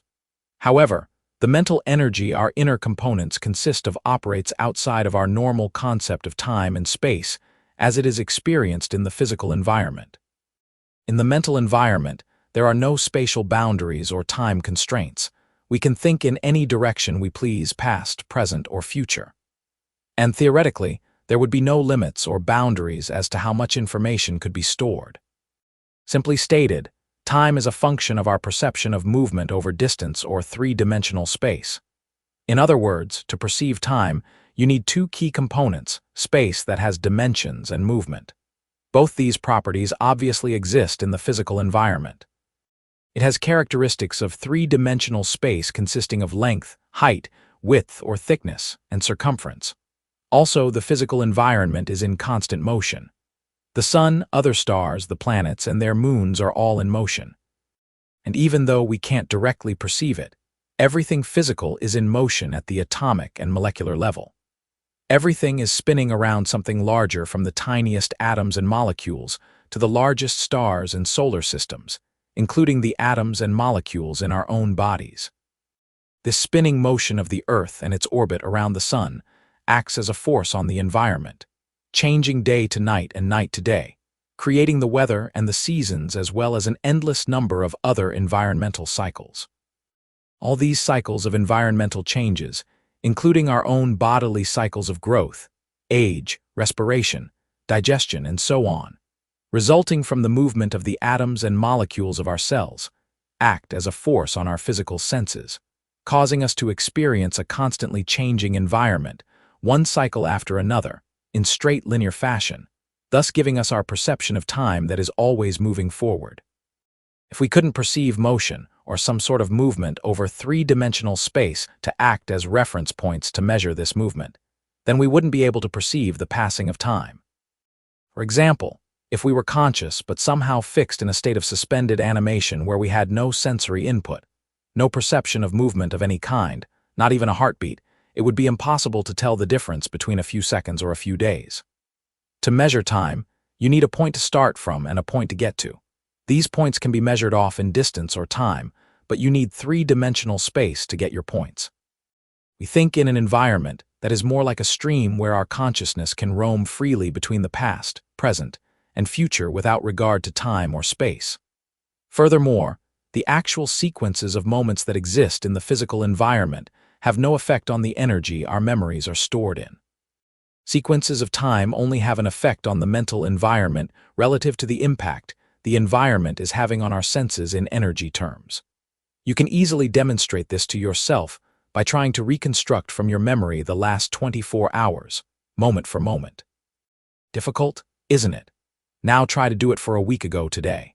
The only things we remember are the significant events, the experiences that had the most impact on our senses, the ones with the most energy connected with them. That's because experiences are not recorded in our memories as moments of time, they are stored as charges of energy. And as such, they have no relationship to the passing of physical clock time. Remember, energy doesn't exist as atoms and molecules, and therefore relative to our perception of the passing of time. It is not subjected to this non-stop spinning of everything that is physical. Energy can remain static or be active. For example, someone or something could remind you of an experience that happened 20 years ago, an experience that you haven't thought of since it happened. When you tap into the energy of those memories, you will re-experience the sights, sounds, tastes, smells, and most important, the emotions of that time as if nothing had changed. In your mind, nothing has changed. The energy remained dormant for 20 years. It becomes active either when we choose to think or reflect about what is inside of us, or when we are inadvertently reminded of what is inside of us. Significantly positive, pleasurable, happy, joyful, etc. Or negative, painful, terrorizing, angry, hateful experiences are easily recalled because of the amount or intensity of the energy involved with the event. These types of experiences will pop into our conscious recollection, at will. But try to remember every time in your life that you brushed your teeth, took a drink of water, opened your refrigerator door, or put your shoes and socks on, and it's not so easy. These events are difficult to recall because there is very little energy connected with each of these types of experiences. Our memories are like pockets of energy that we may organize chronologically by date and time, as in the stream of light example. However, all the uneventful moments between the eventful moments seem to disappear without a trace or get compressed as if they never happened, even though we know that they did. We must have put on our shoes and socks a month ago today because we probably would remember walking around without them. That might be significant enough to remember. What we read, as an example, is usually quickly forgotten because there is very little impact the environment is having on our senses. Printed words on a page have very little visual impact in relationship to activities of a more experiential nature. For example, actually participating in a biology experiment will have a much greater impact from an energy perspective than will reading about one. The energy required to remember something that we read has to be generated from within in the form of concentration. So, the way in which we experience clock time is in relationship to what we are feeling, either physical or emotional impact in any given moment. If, for example, you were experiencing terror, each second of clock time could easily seem like an hour or day. Each moment of a terrorizing experience seems to last forever because the environment is assaulting our senses. The impact is so painful that we can't wait for the experience to end to be out of that situation. We would therefore focus our attention on how long the event is lasting, while we were waiting for it to end, thus slowing down our sense of time. Pleasurable experiences seem to fly by. We have no concept of time passing because we are in a state of joy and happiness, and nothing takes us out of these moments to feel something less than the joy. We come out of that state of mind when the experience starts to diminish in its degree of happiness, causing us to focus more on the unpleasantness of what we are experiencing, some degree less than joy, even if it is boredom compared to the happiness we were feeling. When our focus shifts from joy, no concept of time passing, to "I can't wait for this to end," our sense of time slows down in proportion to the unpleasantness of the experience. In the physical environment, experiences take place in moments of time that pass one after another, in linear fashion. What we experience in moments of time through our physical senses is transformed into electrical energy and stored as a memory relative to the degree of impact of the experience. Memories don't have any restrictions imposed on them by time because energy isn't physical. Time is one-directional, whereas in our mental environment we are free to think about our memories at will, or by just wanting to. We can experience them as a mental image, mental sounds, mental tastes, and so on. Each of our memories makes up a part of our identity, and because they exist as an energy form, they have the potential to act as a force on our behavior. Regardless of whether we are conscious of these specific forces or not, they cause us to move through the environment in certain ways corresponding to what we have already experienced to create more experiences and more memories. Essentially, What I am stating is that our existence straddles two very different dimensions simultaneously. We live in and perceive three-dimensional space, and as a result, our physical senses are subject to the limitations of time, where one moment passes after another in straight linear fashion, whereas we think in a dimension where time and space as it is perceived in the physical environment doesn't exist. Now, there are some very important psychological implications within the concept that time and space don't exist in the mental environment, implications that have to do with our ability to experience happiness, fulfill our needs, and achieve our goals, which are all basically synonymous. However, before we address these implications, you will need to understand how experiences are stored in varying degrees of positively or negatively charged energy. What I call the quality of energy our memories are stored in. Chapter 10: How Memories, Associations, and Beliefs Manage Environmental Information. From the moment we are born into this world, our existence acts as a force on the physical environment. We take up space that cannot be occupied by anyone or anything else. And in turn, the physical environment acts as a force on our physical senses, creating a cause and effect relationship between ourselves and the environment. It is important for you to note now and for the rest of the book that I am defining the physical environment in the broadest sense possible, as everything outside of ourselves, including other people. Now, at the most basic level, we create experience for ourselves by the mere fact that we exist. To exist implies that our senses are alive, and that we are acting as a force with the environment, altering its makeup and consistency as we move through it. For example, our movement and behavior set off an endless series of chain reactions that alter the landscape in some way, shape, or form. And even when we aren't actively changing or manipulating the environment in some way, we are still taking up space, and thus subjecting ourselves to atmospheric forces, as well as causing changes in the makeup of the atmosphere from our breathing. Memories are stored as charged energy. The experiences that result from this constant interaction with the environment will be transformed into electrical impulses of energy. As electrical impulses of energy, the experiences will carry an electrical charge. The charge will be either positive or negative, depending on the kind of impact the environment had on our senses. For example, a crying baby is acting as a force on the environment. More specifically, the baby is creating a sound that is acting as a force on the eardrums of everyone in his vicinity. How the environment responds to this force will create experience for the child and determine the electrical charge or quality of energy that is recorded in the baby's memory. Quality of energy is the relative degree of positively or negatively charged energy in which the experience is recorded. For example, if the environment responds to the child with a soothing caress, expressing love and a sense that his needs will be taken care of, then the experience will be recorded in the child's memory with some degree of positively charged emotional energy. The degree of positiveness will depend on the intensity of the experience, that is, the degree of impact the environment had on the child's senses. Pleasant, happy, joyful, and loving experiences will result in the storage of positively charged energy.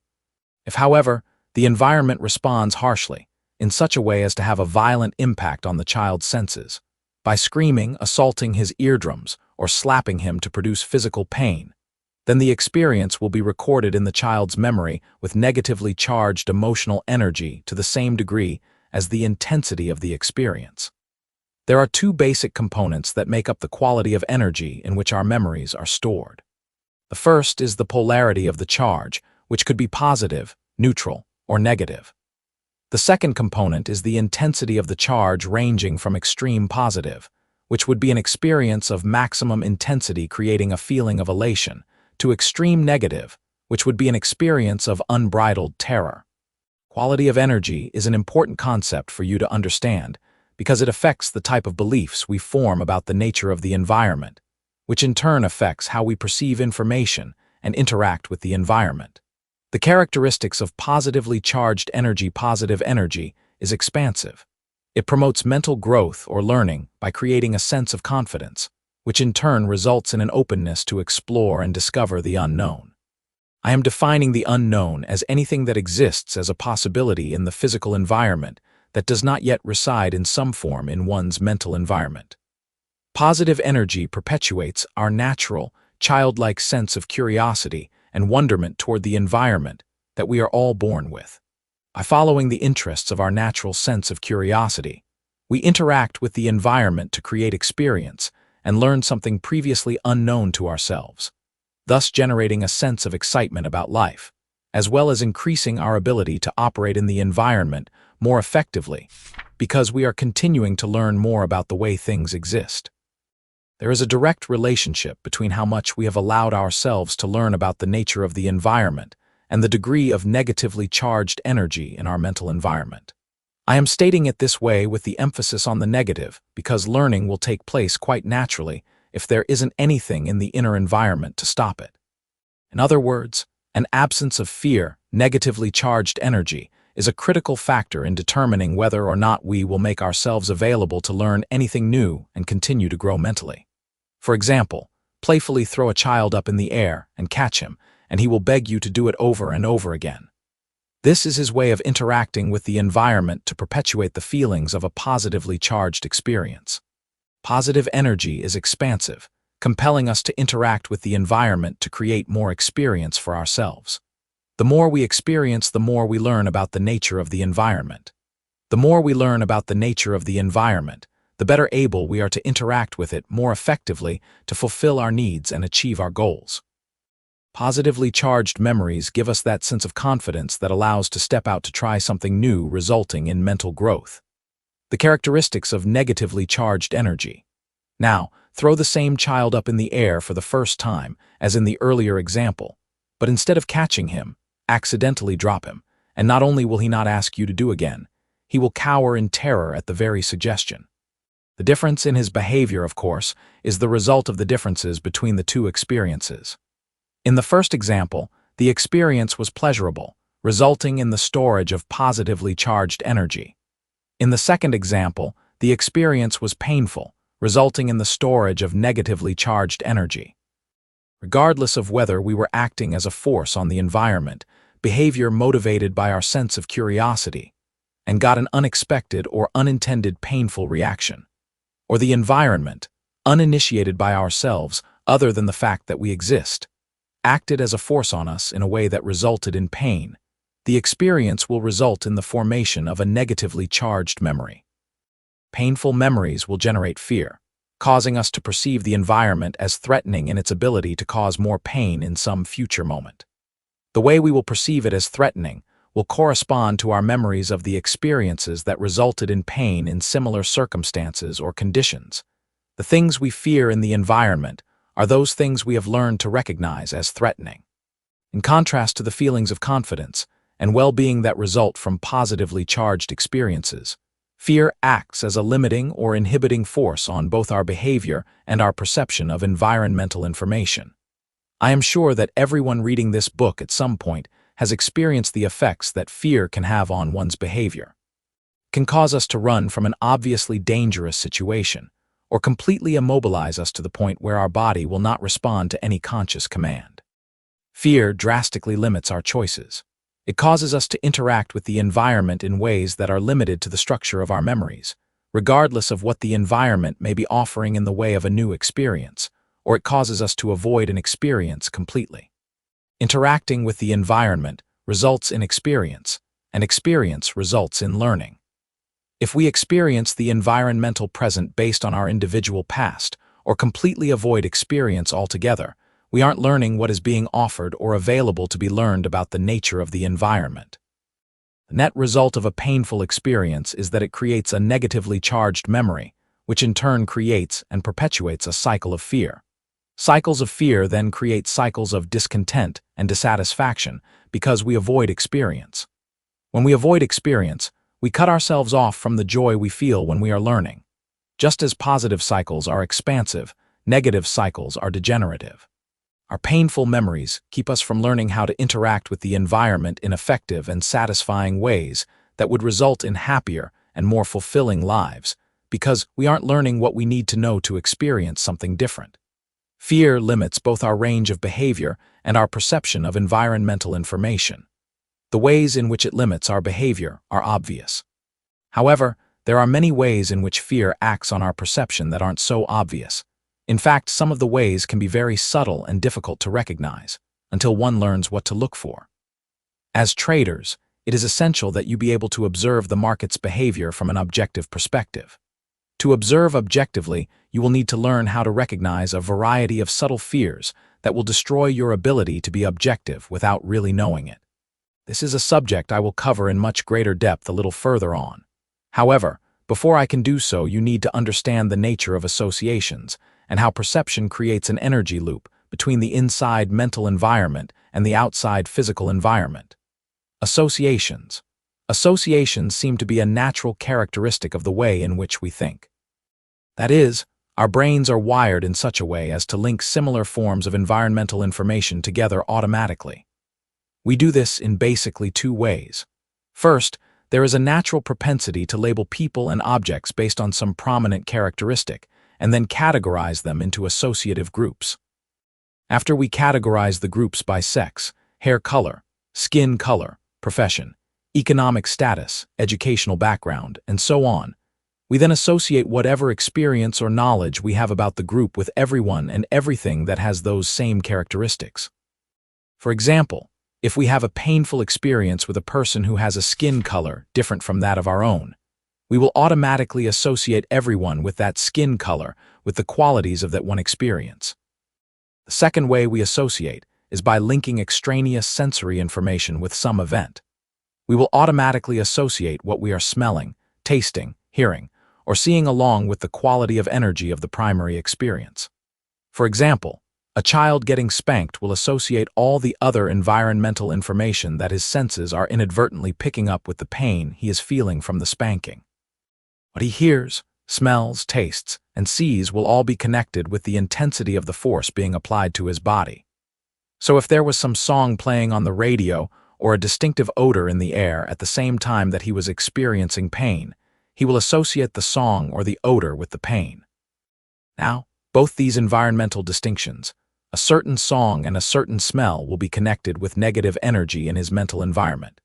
When the child was getting his spanking, he may not have even noticed either the song or the smell because his attention was obviously focused in other directions. However, in the future, whenever he hears that song or smells that particular odor, they will automatically cause him to experience the negative energy connected with the spanking.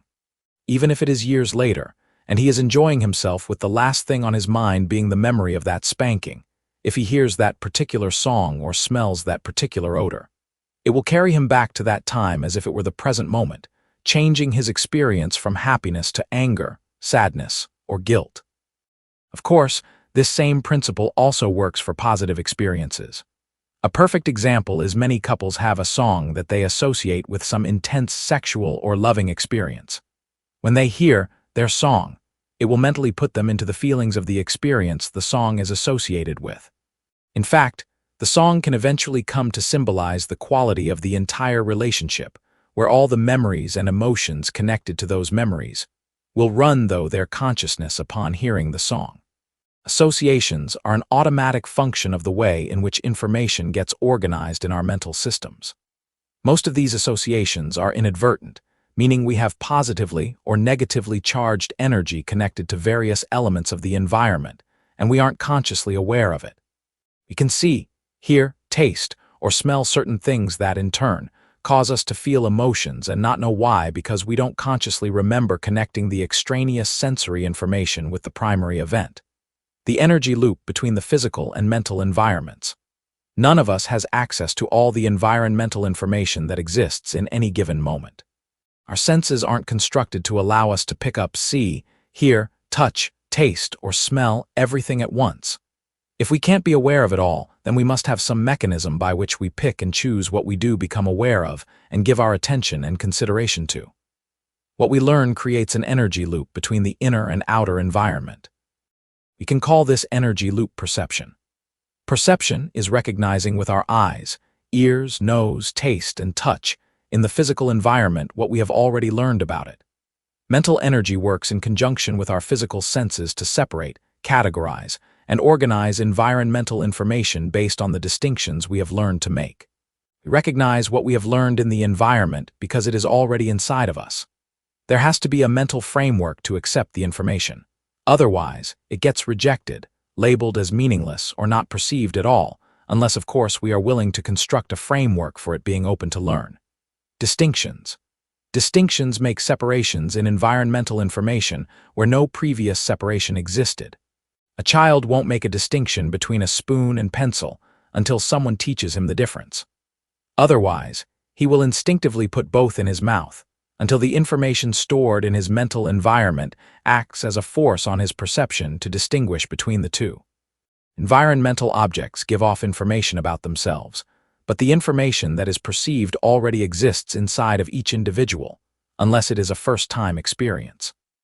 The spoon and the information about what it is create an energy loop between the inside and the outside, where before the distinction was learned the spoon and pencil would fall into the same category as something to put into the mouth. Anything we don't know but exists in the environment as a possibility is a distinction that we haven't learned to make yet. If we haven't learned to make the distinction, we won't perceive the various types of information the environment is giving off about itself. For example, if I were to open up my computer, what I would perceive would be very different from that of a skilled computer repair technician. All the various parts giving off information about themselves would mean almost nothing to me because there is no meaning inside of me. All the parts my eyes would be seeing would fall into that one large category because I haven't learned to make any distinctions between the various parts, whereas the technician would perceive the parts in a very different way because he understands the functioning of the parts and the relationship that they have with one another. That understanding is the mental framework that structures the particular way in which he perceives the parts. The parts would be giving off information about themselves that I couldn't perceive because I don't have the mental structure to perceive it. Learning how to read the markets to recognize an opportunity is another example to illustrate this energy loop between the inside and outside that we call perception. Traders act as a force on the market to move prices.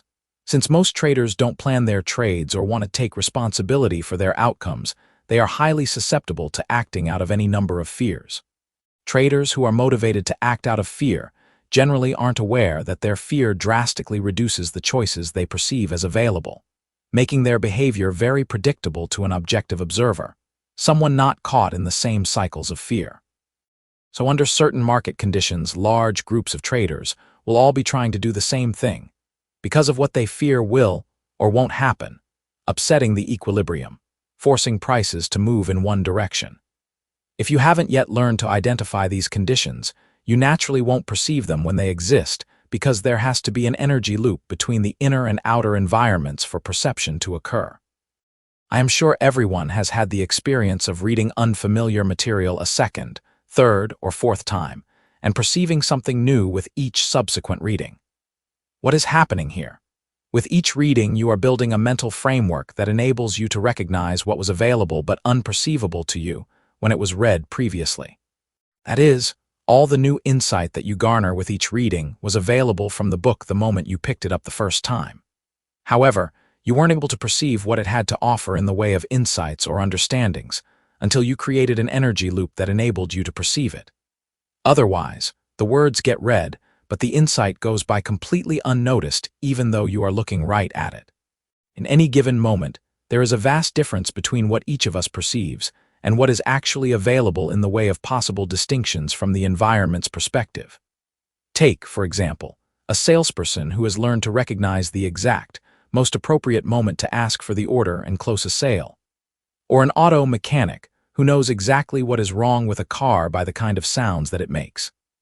To the inexperienced salesperson or auto mechanic, these abilities will seem like magic because they will assume that they are hearing or seeing the same things as their experienced counterparts. However, that is not the case. They are not hearing or seeing the same information even though they are in the same sales interview or listening to the same car at the exact same moment. They are actually perceiving different environmental information because of the differences in the structure of their respective mental environments. The information that indicates the exact moment to ask for the order to close the sale is indistinguishable from everything else to the inexperienced salesperson. The same is true for the inexperienced auto mechanic. Consequently, neither one will perceive the existence of this information until they learn to make the appropriate distinctions. If someone wasn't there to teach them how to make these more refined distinctions that indicate the most appropriate moment to ask, they may never know about the existence of such information. By learning to make more distinctions, we increase the depth of our level of understanding of the cause and effect relationship between everything that exists. How our perceptions shape our experiences, we experience the environment through our senses. At the most fundamental level, the world gets transformed into electrical impulses of energy that carries information, as well as feelings and emotions ranging from extreme happiness to rage, elation to despair, love to hate, and all the degrees of feelings and emotions in between. Each first-time encounter with the environment creates a memory, distinction, or association that didn't exist previously. First-time encounter is any experience that is completely unique, like learning the meaning of a word that we have never heard before, and there is nothing in our mental environment to relate it to. These new memories, distinctions, and associations build into a mental framework that constitute what we have learned about the nature of the outside environment. Once we learn something, mental energy will then act as a force on our senses to recognize in the environment what we have learned about it. So there is a two-way flow of energy. First, we learn something through some unique experience. Then, we perceive what we have learned in the environment. Fear is a perfect example for illustrating this concept. We feel fear when we recognize in the environment anything that we have learned can cause us pain. We will feel this fear and consequently have a fearful experience because the negatively charged energy in our memories, distinctions, and associations will act as a force on our eyes, ears, nose, and sense of touch to recognize in the environment anything that is similar to what we have already learned can cause pain. So when we perceive something recognizing what we have already learned in the environment, mental energy is acting as a force on our senses, instead of the environment acting as a force on our senses. In other words, the conditions are similar or identical to what we already know, and we can therefore attach some meaning to the information. The environment isn't creating the meaning as in a first-time encounter. The meaning is already inside of us, and in essence we create the experience by the way in which we perceive it, through our memories, distinctions, and associations. This is why a group of people can all be in the same location, be exposed to the same environmental information, and then afterward describe the event in a different way. The event was different for each individual because everyone experienced it differently. Their experience was a function of the structure of their mental environment. Each individual will make different associations with the same information, and then experience the varying degrees of positive or negative energy connected with those associations. Each individual will make different distinctions with the same information, in effect placing a different meaning on it. Each meaning will be composed of varying degrees of positive or negative energy, thereby creating a different experience relative to everyone else's. Each person will experience the amount of time the event took differently, depending on whether they are perceiving the experience with predominantly positively charged energy. Time speeds up, or negatively charged energy. Time slows down. Without taking all these mental variables into consideration, it is little wonder why people get so frustrated with one another when they can't agree on what happened. Everybody's version of what happened was unique, because the way each of us experience the outside environment is determined by how we perceive it, and how we perceive it is a function of what is already inside of us unless we are in the process learning something new. The implications are that much of what we experience of the outside environment is shaped from the inside, not from the outside as most people would assume. In other words, our first-time experiences shape the meaning, as well as determine the quality of energy connected with that meaning. And then once the meaning exists inside of us, it shapes our experience of the outside by the way we pick and choose information and how we feel about that information. This is a very important concept, so I will give you another example to illustrate how our perceptions shape the way we experience the environment. Let's say that I am approaching a statue of a man. At first, I look at the statue face to face, and I experience indifference. That is, what I am seeing does not evoke any particular emotion. Then I walk around the statue and change my viewing angle until I look at it in profile. As I look at the profile, the face reminds me of an association, whom I like very much and whom I haven't seen for years. From this new perspective, the statue would take on a new meaning, changing my experience from emotionally neutral to some strong feelings of nostalgia as I think about how much I miss this person. The energy for how I experienced that statue and that particular moment in the environment was inside of me before I even looked at it. The energy that changed the feelings I was experiencing did not come from the statue or really have anything to do with that statue. My unique mental structure caused me to experience that statue the way in which I did. It took on a new meaning as I changed my perspective because of the way the energy that was already inside of me acted on my perception. If I hadn't had the positive experiences with the person the statue reminded me of, then I would have continued to experience indifference as I looked at it. The relationship between perceptions and emotions. The energy that determines how we feel love/hate, happiness/anger, confidence/fear, etc. In many circumstances and situations does not come from the environment. These feelings and emotions are already part of us, and we will automatically feel them when there is a match-up perception between what is outside in the now moment with what is already inside of us as a result of our past experiences. For example, imagine a father holding his 5-year-old son with one hand, screaming, "You stupid idiot," while spanking him with the other hand. And let's assume that this is the first time the child has heard the words stupid or idiot. Now, he may not know what the words mean in an adult context, but he will most certainly connect the words with pain he is feeling through both his body as well as his ears. From that point forward, these words will have a strong negative charge attached to them in his mental environment. Now, when he encounters these words in the environment again in some future moment, he will be able to recognize them because he has experienced these words. They exist as a distinction in his mental environment. As a result of the way in which he learned the meaning of these words, how will his perception of them affect his experience of them? Whenever he hears the words stupid or idiot, he will feel the negatively charged energy connected to these words in his mental environment, and consequently experience the physical environment in a painful way. Does the environment need to physically assault him, as in the first experience, for him to feel this pain? No. All he has to do is hear the words and he will experience pain. After his first encounter with these words, the pain doesn't have to come directly from the environment because it is already inside of him. Would it make any difference if, from the environment's perspective, that the words were spoken with absolutely no intent to cause him any pain or without any awareness that they could, in fact, cause him to feel pain? Again, no. He would not be able to perceive the intent of the environment as anything but wanting to cause him pain because that is exactly what he experiences when he hears those words. How could he know that other alternative meanings exist for these words, or that they can also be used within a context of good-natured fun? He couldn't, because he has never experienced those words in any kind of fun context. He hasn't learned to make that distinction yet. From the perspective of his mental environment, there are no other alternative possibilities for the meaning of these words.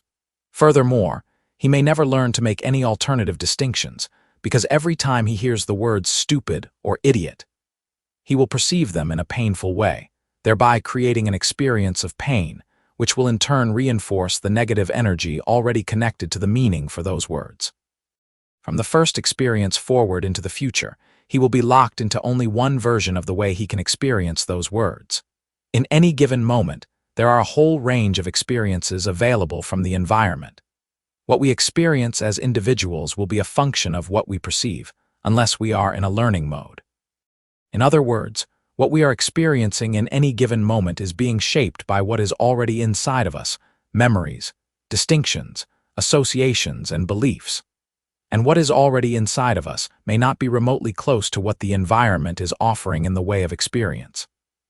When we are in a learning mode, we open ourselves up to learn new distinctions and alternative meanings to expand what we know about the nature of the environment. Our experiences shape our meanings, and then the meanings shape our experiences of the future. Let me illustrate this concept for you. I was watching a local television program in spring 1987 called Gotcha Chicago. It was about some local celebrities who played practical jokes on other Chicago notables. In one segment of the program, the TV station hired a man to stand on the sidewalk along Michigan Avenue holding a sign that read, "Free money today only." For those of you who are not familiar with Chicago, Michigan Avenue is home to many of the most expensive and fashionable department stores and boutiques in the city. The man's pockets were stuffed with cash, and he had been instructed to give money to anyone who asked for it. Considering that Michigan Avenue is one of the busiest areas of the city, how many people do you think took him up on his offer and asked for some money? Out of all the people who walked by and read the sign, only one person stopped and said, "Great. May I have a quarter to buy a bus transfer?" Otherwise, no one would even go near him. Eventually, he grew frustrated and started crying out, "Do you want any money? Please take my money. I can't give it away fast enough."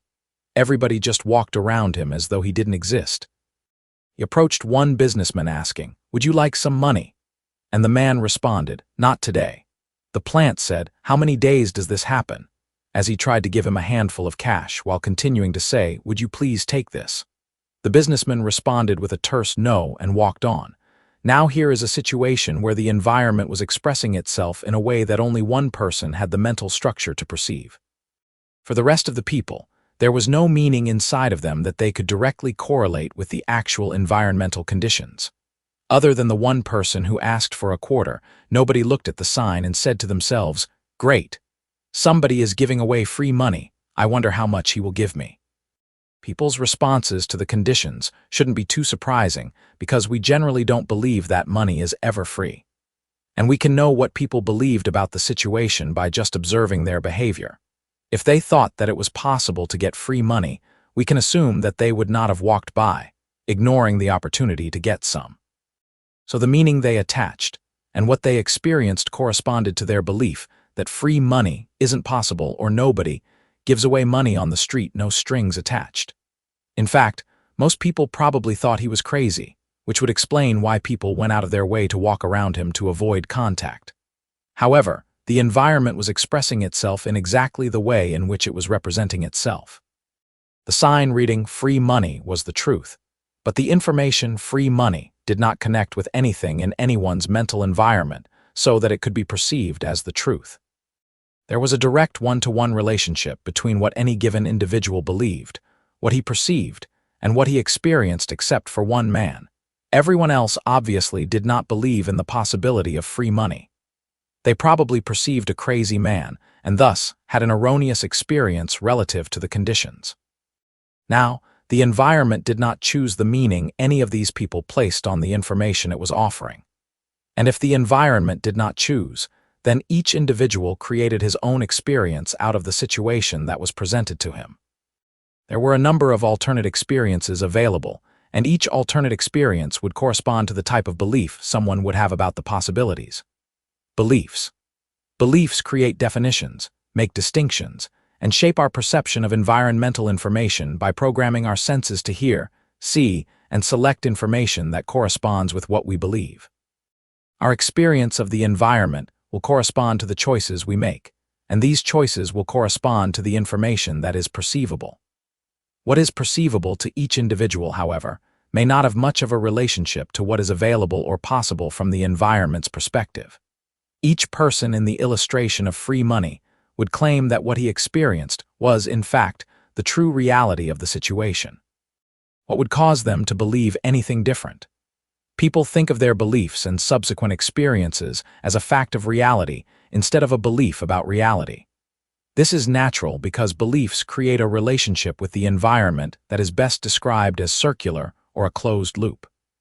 What I mean by a closed loop is that every component part in the process of how we experience the environment supports every other component, making everything seem self-evident or beyond question.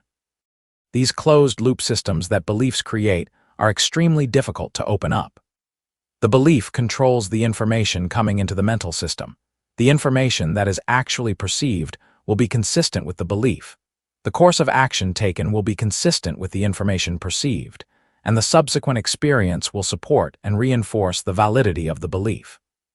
This is a closed system that will not allow for the possibility of other alternatives, because the experiences keep on reinforcing the beliefs, making the beliefs seem increasingly more self-evident and beyond question. Unless we are open or even know how to be open to new information that could lead to new experiences, we will experience the closed-loop nature of our beliefs every moment, assuming the whole time that what we experienced in each situation was the only possibility available. The people who walked by the man giving away free money didn't know they were completely oblivious to the possibility of the environment expressing itself in such a manner, even though the sign said, "free money." And if confronted with the same set of environmental conditions again, they would behave the same way as the first time, not knowing that other distinctions are possible, even if they are remote. The perception and the experience have to match up because we can't experience something that we don't know about yet, unless we are open to the possibility that what we believe might be very limiting in relationship to what the environment is offering. Remember the man who refused to take the money even when it was being handed to him. He was being offered an experience that would have increased the number of distinctions he could make about the nature of the environment. Free money does exist, and he would have grown mentally as a result. Being given free money was obviously a distinction he didn't know about yet. And even though it would seem that free money would be a powerful incentive to question one's belief that it doesn't exist, it wasn't enough for this man. His beliefs obviously did not allow him to even remotely consider the possibility, again creating this closed loop, leading him to believe that what he ended up with or experienced out of this situation was the true nature of his existence, when all it really was a reflection of the true nature of his beliefs and how they manage environmental information.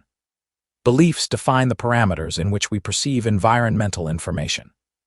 All definitions by definition create boundaries. Beliefs will manage information in various ways to maintain a balance between the inner and outer environment. Any perceived imbalance will result in some degree of either stress or illusion.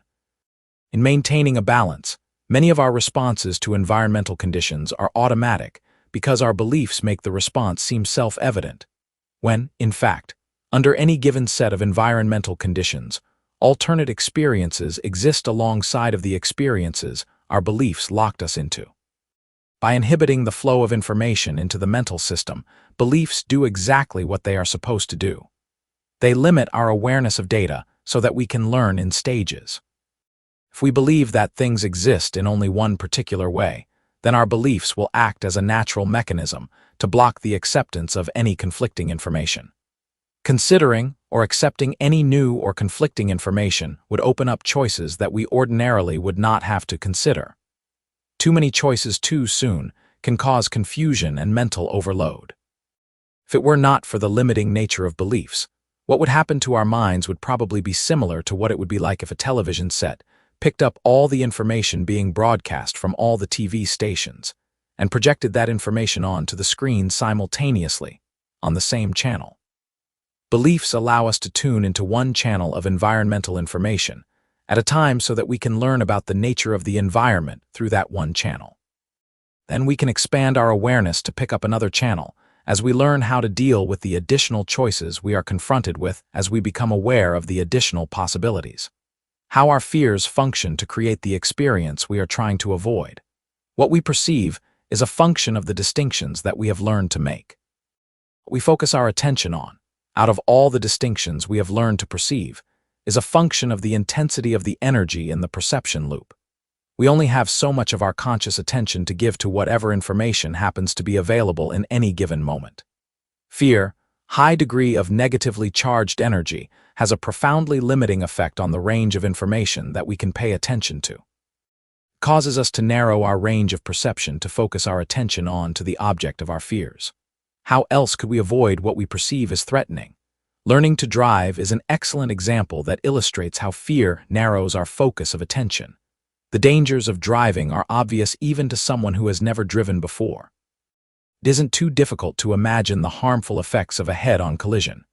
Without having developed the necessary skills to control the car, the new driver would lack the confidence to know that he can respond appropriately to any given situation.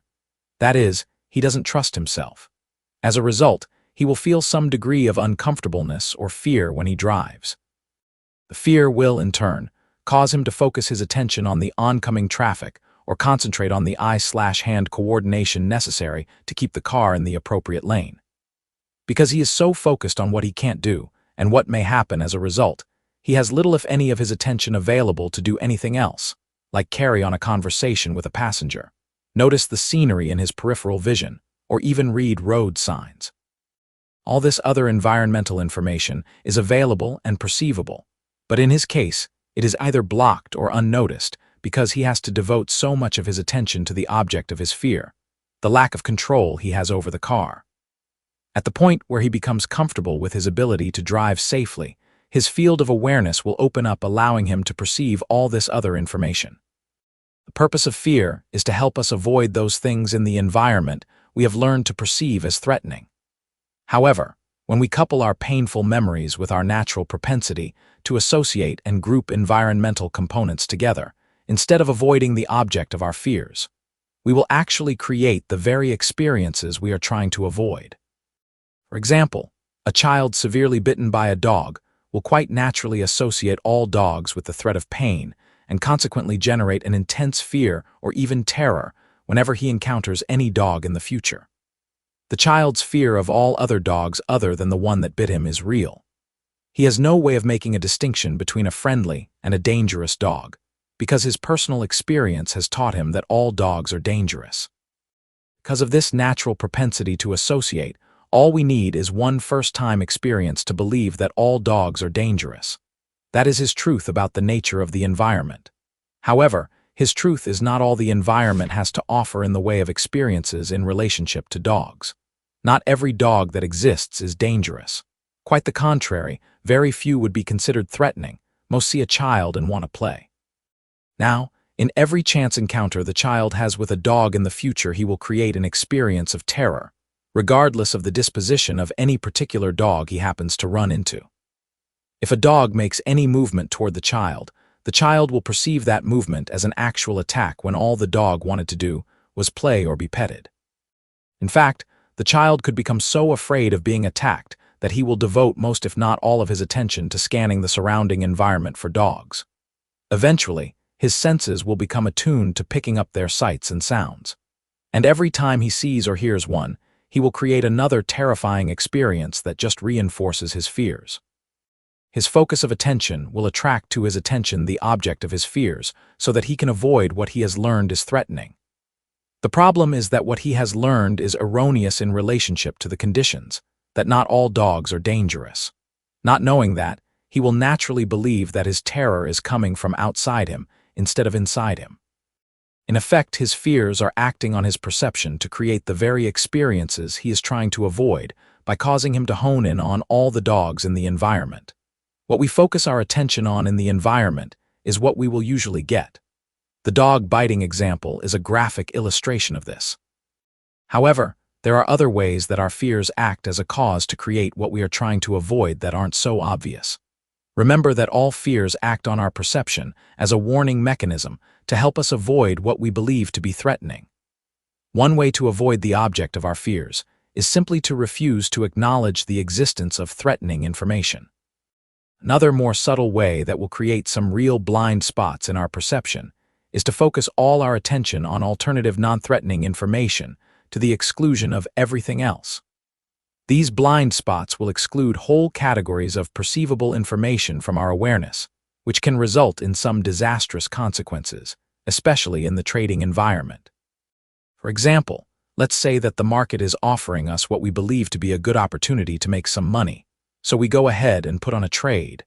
But at the same time, we are also operating out of a fear of being wrong. We will fear being wrong because, if we are, it will force us to feel whatever negative energy has accumulated inside of us as a result of being wrong in the past. Now, if the market offers us a choice between information that would indicate we are right or information that would indicate that we are wrong, what information will we naturally focus our attention on? The information that will make us right, without acknowledging or considering the implications of the information that would indicate otherwise. Again, those implications could be disastrous. Let's look at another example of a trader who is afraid of losing. A fear of losing presents an obvious conflict because it would be difficult to put on a trade in the first place. However, for the sake of this example, let's say this trader was so attracted to a specific opportunity that he managed to operate outside of his fear long enough to put on a trade. Now, the kind of information he focuses his attention on will depend on what the market does. If the market goes against him, he will be afraid to confront the possibility of another loss, so he will focus his attention on any other non-threatening information. If the market happens to come back to his entry point, he will exit the trade in a sigh of relief, regardless of what the potential is for any further movement in his direction. If the market continues to go against him, his mental defenses will begin to break down as the threatening information becomes just too overwhelming for him to be able to block from his awareness any longer. At that point, he could easily become paralyzed and not be able to do anything on his behalf. Eventually, his stress and anxiety will become so acute that the only way he can relieve it is by getting out of the trade. On the other hand, if he finds himself in a winning trade, he will focus on completely different information. His fear of losing will cause him to focus his attention on what the market can take away from him.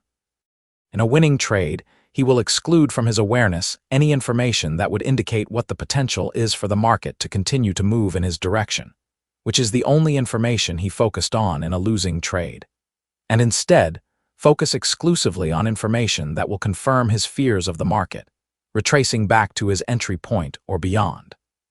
In effect, his fear of losing causes him to exit the trade early for a small profit, regardless of whatever the possible profit potential was in that trade.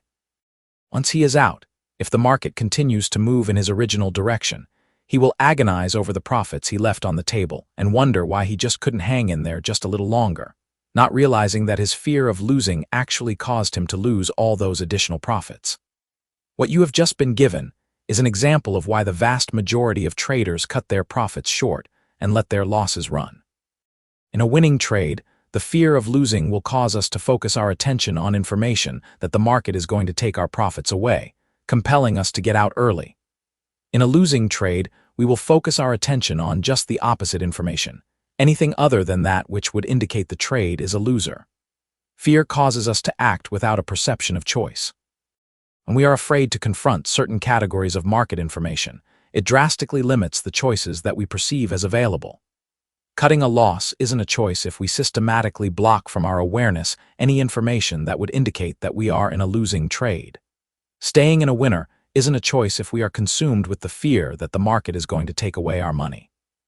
To prevent these blind spots in our perception, we have to learn to trade without fear. And to trade without fear, we need to completely trust ourselves to confront and accept whatever information the market is offering about itself, and we need to be able to trust ourselves to know that we will always act in our best interests without hesitation, regardless of the conditions. Any endeavor will require some degree of trust. We would find it difficult to cross the street if we didn't trust ourselves to be able to get out of the way of the oncoming traffic. From a psychological perspective, the market environment can wreak just as much havoc in our lives as getting hit by a car. To be successful as traders, we need to believe that we can win with an absence of fear, so we can make better assessments of the conditions and perceive more choices. What this means is that we have to do the necessary mental work to release ourselves from anything within us that would cause us to narrow our focus of attention or specifically block certain categories of information from our awareness.